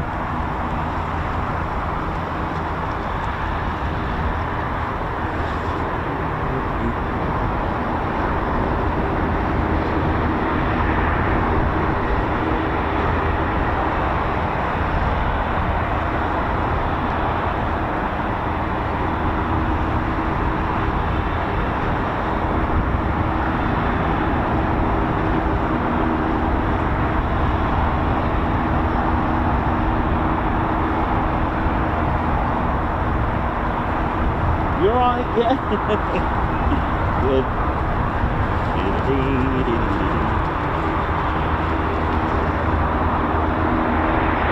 We've been very fortunate with the weather here at RAF Waddington today. It's been a good one. Yesterday was 50-50, we had a little bit of rain and grey, and then suddenly it was Bahamas. Right, here we go. Let's have some of this.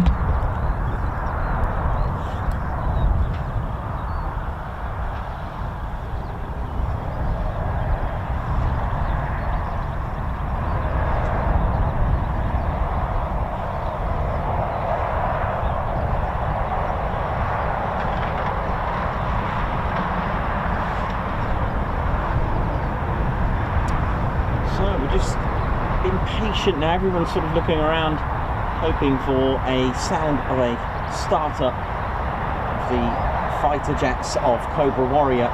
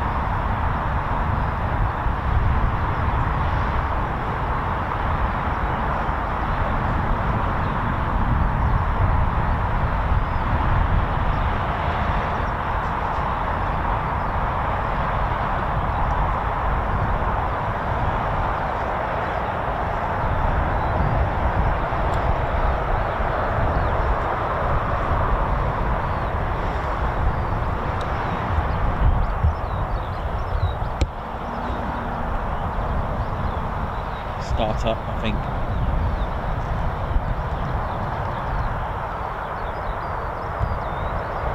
I think I just heard an F-15 start up.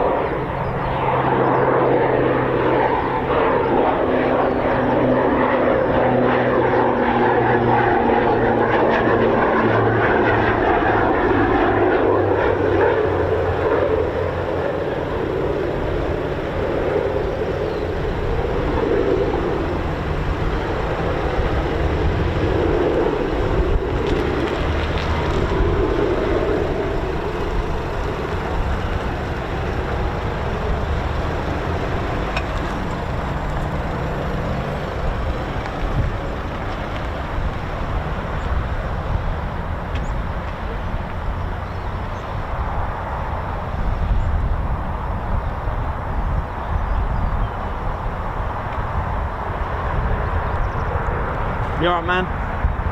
Do you reckon there's F-15s ready? I can hear them starting up. So I'm hoping that's going to acquaint to departures. I can definitely hear them starting up. It's very faint, but it will do. Yeah, I definitely heard them starting up.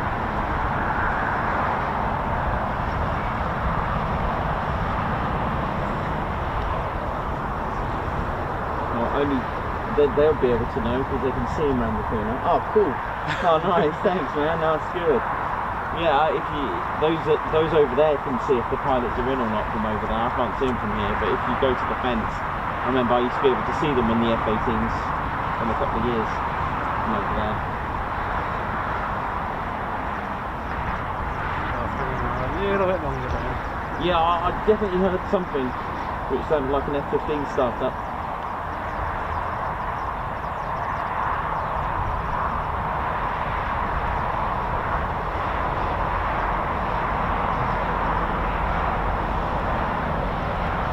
Rafales went that way, didn't they? Rafales, yeah, there's somewhere down there. I don't know where the F-16s are.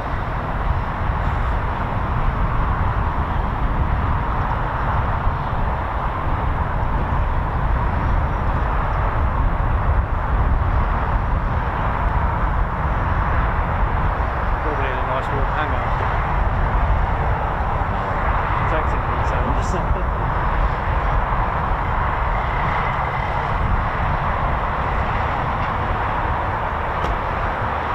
Dash pretty much retired their fleet last year, didn't they? Yeah. Pretty much. So they'll pick their airframe hours. I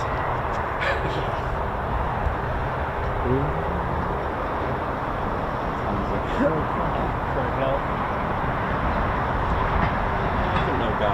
I've got a feeling they will. I've got a feeling they will.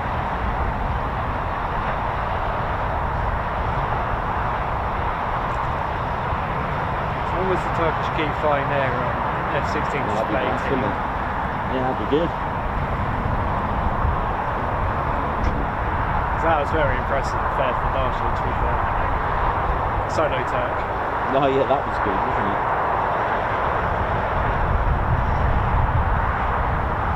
So we camped at the end of the runway. Yeah. We camped in that field. So you get to see quite a lot of the display, to be fair, without having to go in and pay. Where's that? At the end of Fairford. Oh yeah, I know where. It's all good there, isn't it? Alright, so there's a few people heading towards the bushes over there. Heading towards the hedge and the fence, so that's not a bad sign.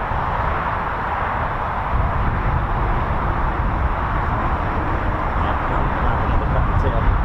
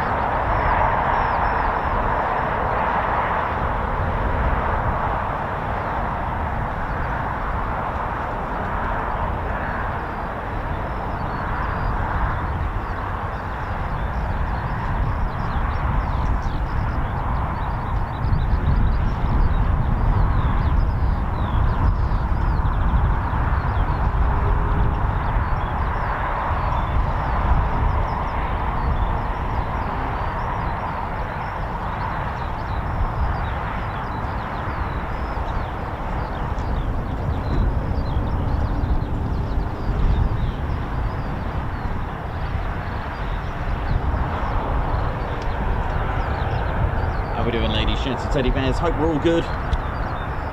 Yeah, hello. Yes, just come back from bungee jumping, yes.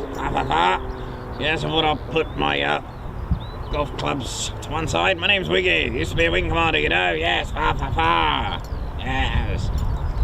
What was that? What are you doing? Yes, a little bit of a rope climbing, abseiling, bungee jumping. It's all good for me. Yes, I love it. You there? Yes, you Red Ted. Be a good sport. You hold the bungee there. Yes, thank you. Thank you very much. What's this? What do we got here? This sounds delightful. Reminds me of my time at the Diddley Hall, yes. It's splendid, isn't it? Right, yes, I'll just take this bit of rope. Come on. Yes, come on. Come along. Help me out here, help an old fellow, yes. That's right, yes. Oh dear, oh dear, oh dear, oh dear. Yes, just stick to aerobatics, yes, but not that kind, yes. Oh dear, oh dear, oh dear, oh dear. Runner, pass me my monocle. Oh, darling, do behave. Shut up!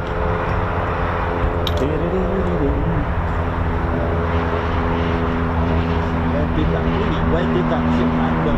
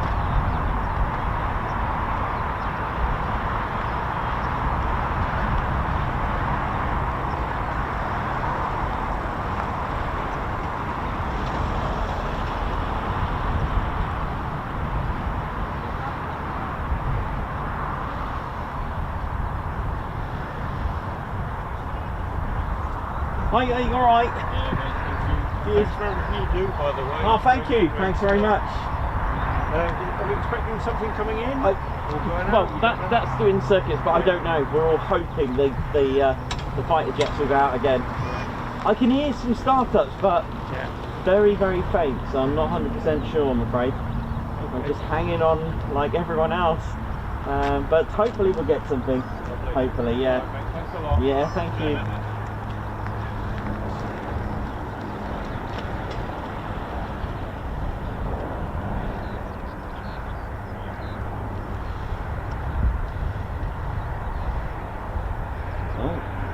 That sounds good. I think I can hear it actually.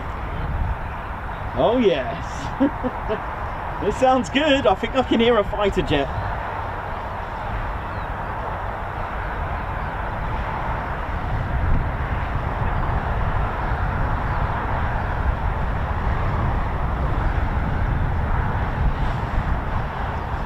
I'm actually hoping the Rafales come out. Could I be forgiven for saying that? Because they were very impressive.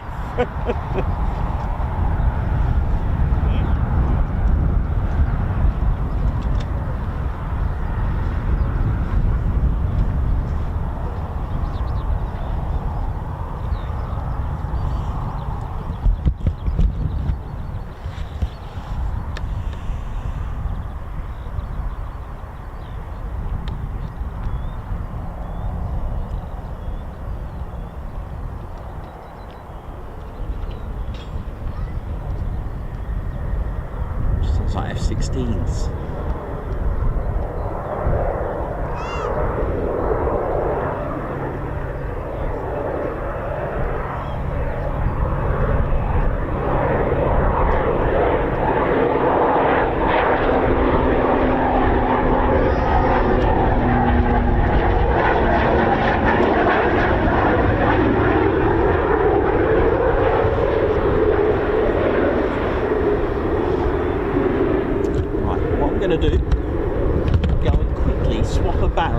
know what will happen.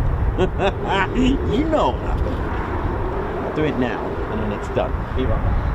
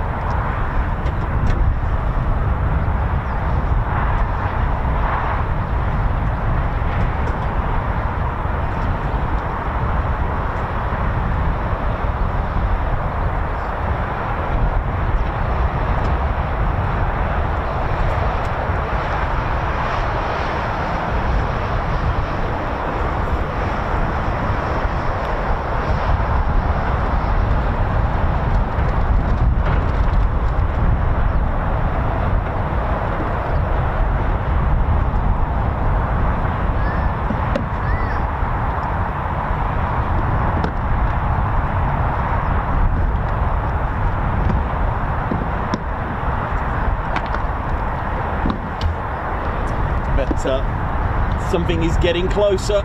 Something's on the move here.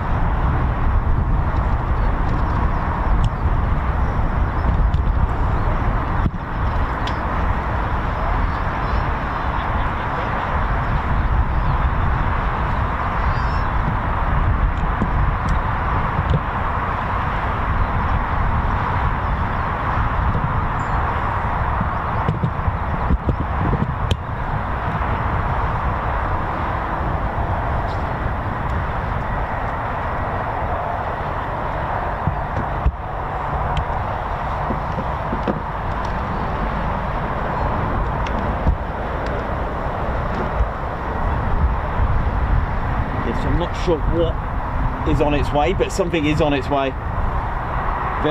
Getting very close now, the sound. Lovely.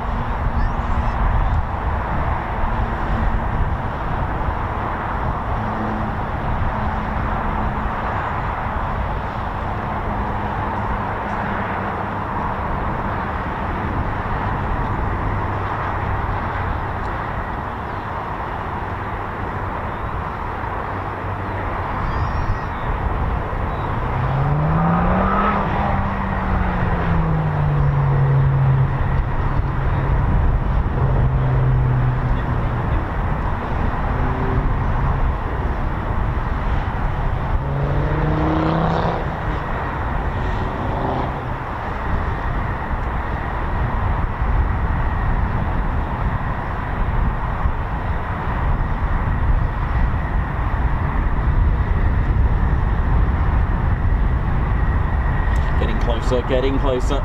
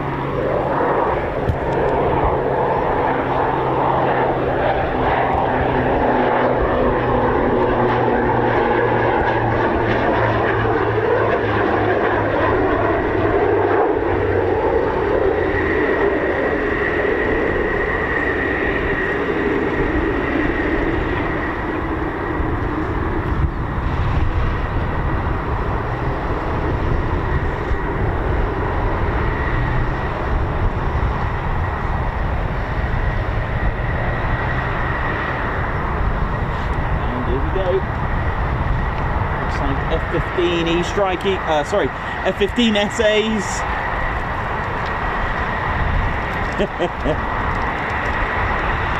So used to saying F-15E.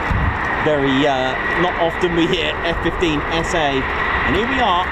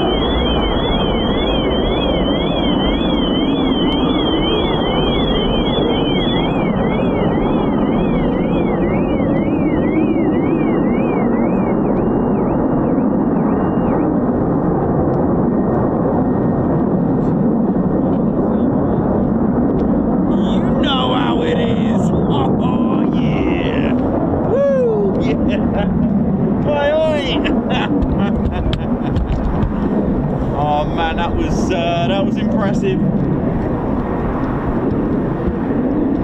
alright, man? Yeah, just to say thank you for your videos. Oh, Enjoy thank you. watching them. Thanks I very can never much. get to them half the time. Oh no, you good, you good. Yeah, brilliant. I love Thanks you. very much. Your Lake and Heath and your Fairfields. Oh yeah, thank you, thank you. Take care. Yeah, you too, thanks for that.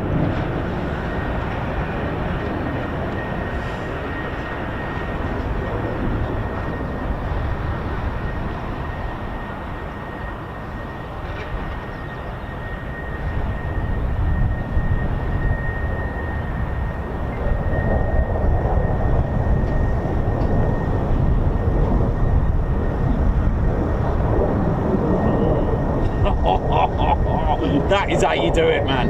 That is absolutely how you do it. Rest in peace, car alarms as well.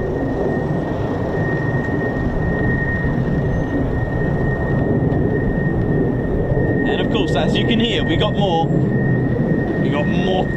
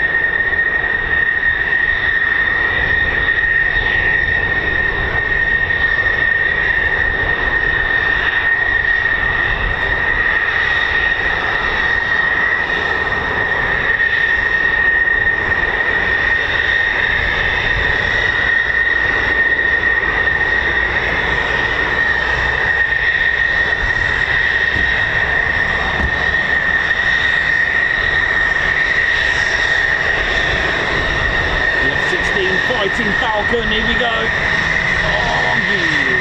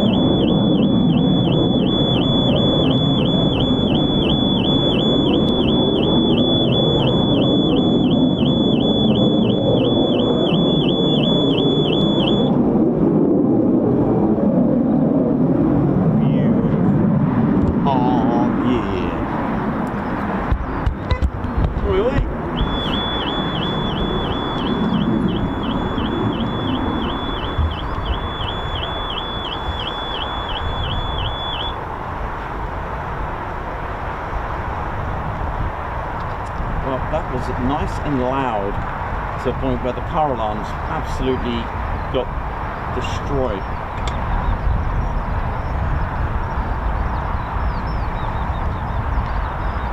Tell me that's Rafales.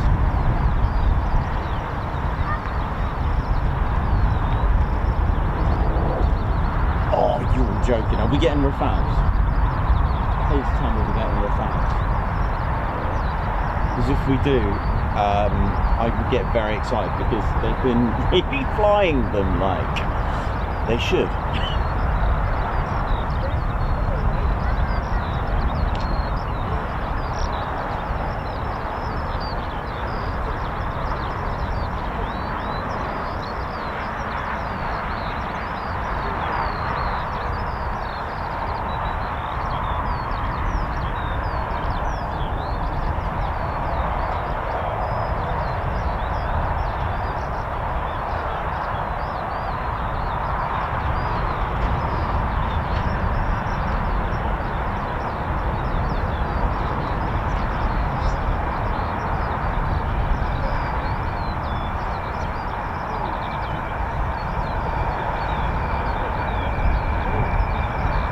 I think we may get Rafales. Let's have a look. Oh, come on.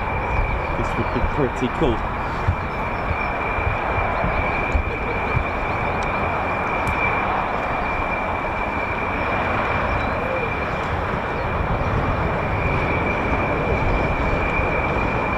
Come on. Let's end this show on a high with some Rafales. Come on. Just on the basis how they've been flying them at the moment, but they've been pretty good, you know, they've been very, very good.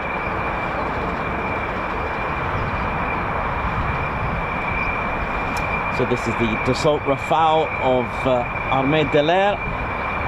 That's the French Air and Space Force.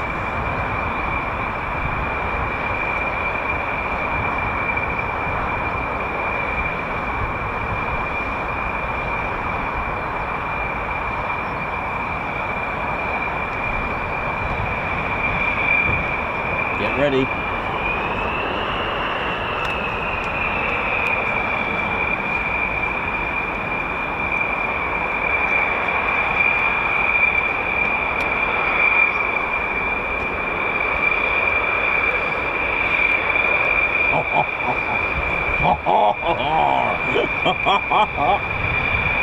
Yep.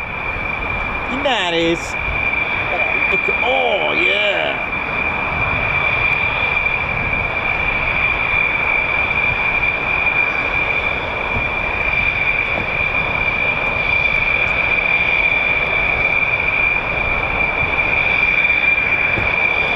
Rafale in French means gust of wind. Here we go.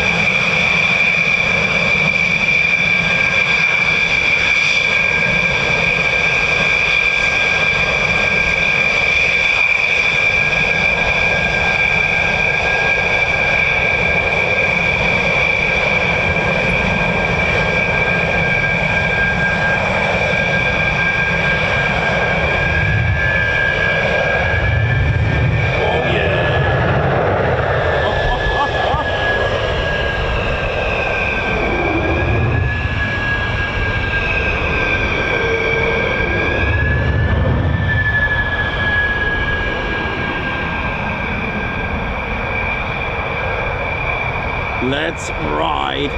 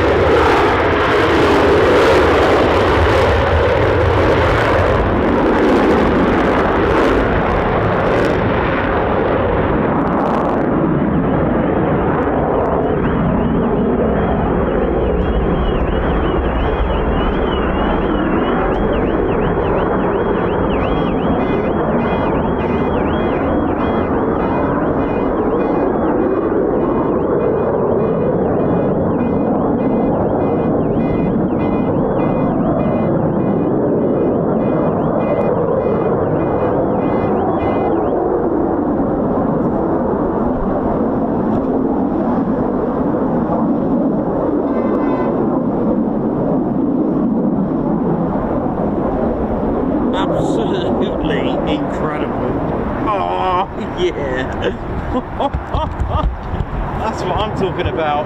You know it is. Well, a great day today here at RAF Waddington. Hope you've all enjoyed today. It's been a fantastic day.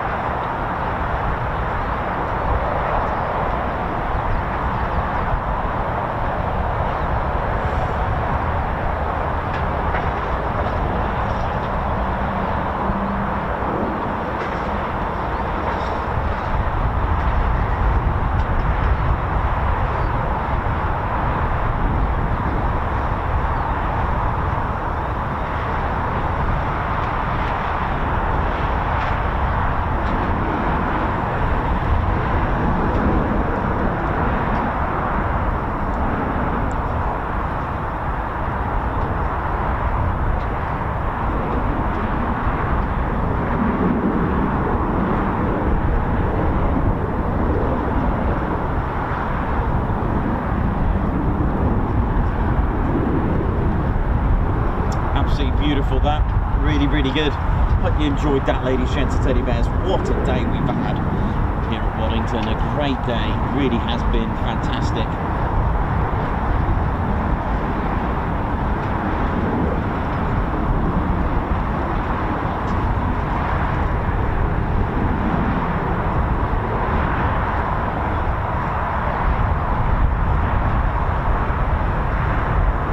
Thank you very much, ladies, gents and teddy bears. So just gonna finish up very shortly.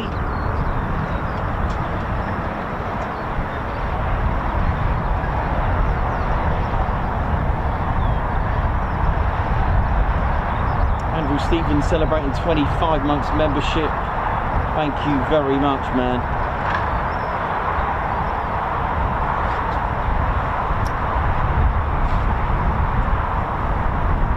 What a day we've had, a great day.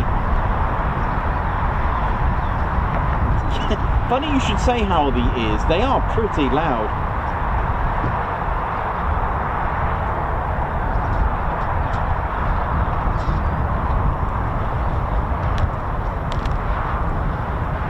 Incredible. Ted, where are you, mate?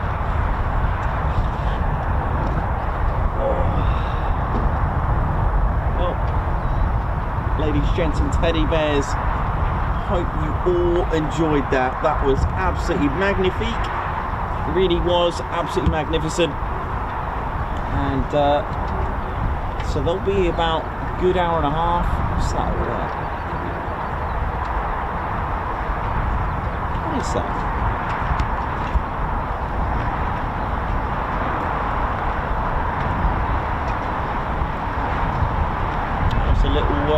Little tutor, I think, or a prefect. So hope you all enjoyed that. It's been an incredible day. Hope you enjoyed our fun little history sessions as well. It's been great, hasn't it? Here we go. Well, I'll just make sure I'm all good. You know, too much tea can make you go a little bit doolally. Just kidding. It makes you good. Keeps you warm. Right, ladies, gents and teddy bears, how we doing? Hope you're all good, and I hope you all enjoyed that. Massive oi oi, and you know how it is. I just want to thank the Armée de l'Air. Thank you very much for your flying today, but all of them as well. The Royal Saudi Air Force, thank you very much. And of course, our Turkish Air Force friends as well. And of course, RAF Waddington, a big salute to all of you and thank you. And our fans as well, and our viewers, and of course, members, thank you so much. Thank you for your support. Thank you for being a member and supporting this channel, keeping the van going and flowing, because without that support wouldn't be able to do this at all. So all our members, thank you so much for what you do. Really does help the channel keeping going, keeping flowing, and I hope you've enjoyed the noise today. It's been incredible. Right, just a quick one about tomorrow. Just don't be surprised if there's not going to be a stream. I'll keep you posted. It looks rather damp tomorrow, where the plan is for Mild and all, it seems, but it could get better in the morning, but we'll see how it goes. It's not the busiest of bases, and in the rain it makes it even more emotional, but there we go. Leave it with me. because the terrain, the drainage down there in that field isn't the best, which I've experienced before. It's not fun, but there we go. Thursday, leave it with me again. It's a bit hit and miss. Leave it with me. It could be a 2-day break, I'm not too sure, but Ted and I will be somewhere anyway, and I'll keep you posted, especially those our members that are on Discord as well. So yeah, that leaves us to finish up for the day, doesn't it, Ted? Yeah, all good. Thank you very much. So thank you very much, everyone. Spanner Flight, thanks for your service today. Thank you very much. So, my name's Nikos. I've been your cameraman and commentator. This is our squadron leader, Ted Coningsby, and you've been watching the Ted Coningsby channel live here, direct, wherever you're watching from in the world. Here at RAF Waddington. Totally forgot, went blank there what I was doing. So, for the last time for today, it's see you soon. Ted, stop shaking your head at me. So, for the last time for today, it's see you soon. Wish you well, ladies, gents, teddy bears. Take care. See ya!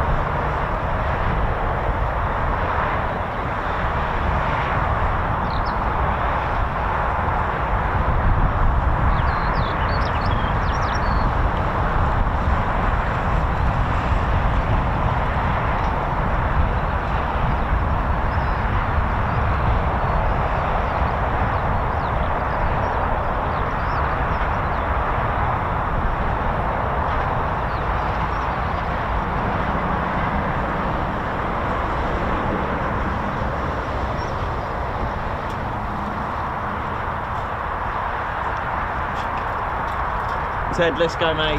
Come on, mate. I know you don't want to go.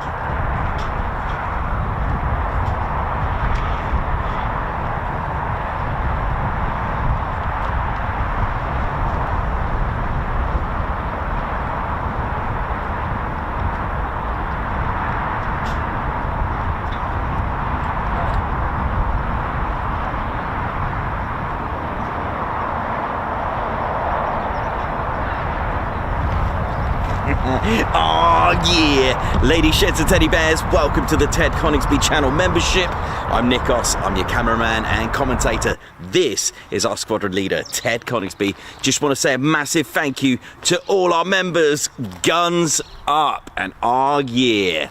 Take it away, Ted. Ladies, sheds and teddy bears, we want to say a massive thank you to all of our subscribers for getting us to where we are today. We have gone all over the country, from as far as Lossiemouth to Bryce Norton, and military areas such as air weapons ranges, low flying areas, heritage centres and special flights for TED 2. We cannot do this without your support, and your support will be rewarded. You can now join the Ted Coningsby Squadron and help fund the channel to get us around the country and provide us with the funds for equipment to bring you better content too. We have 3 exciting membership levels with awesome YouTube perks to reward you back for your support. Our first level of membership is the Ted Coningsby Squadron. You'll get a loyalty badge on YouTube, unique TCS emojis that you can use on comments and live streams, members only videos which include behind the scenes, deleted scenes, sneak previews and also music videos that Ted likes to play the electric guitar on. You'll also get access to members only Discord server and discount on all of our Ted Coningsby merchandise. All of this for just $1.99 a month. Oh yeah. Our second level of membership is the Posh Officers Club. This includes all of the squadron perks, private Posh Officers Discord chat room, Posh Officers discounts on all of our Ted Coningsby merchandise, and the poshness of supporting the TCS even more. This is just £4.99 a month. Our third level was inspired by many of our fans who have been supporting the channel massively. So we'd love to reward you back with this, and our third level of membership is the Ted Coningsby Fighter Squadron. This gives you a more personal experience with me and Ted, with exclusive live streams and content. You'll get a free Ted Coningsby Fighter Squadron patch, a private Ted Coningsby Fighter Squadron Discord chat room, a gold colour Discord username, and a higher discount on all of our Ted Coningsby merchandise. All this for just $25.99 a month. Ladies, gents and teddy bears, the Ted Coningsby channel cannot thank you enough for all your support, and it's this support that keeps the dream, keeps the stream. Thank you so much. Aw, yeah.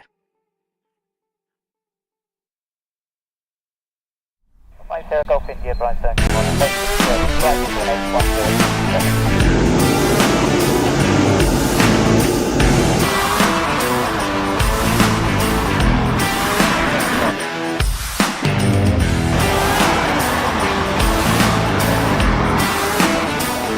Well,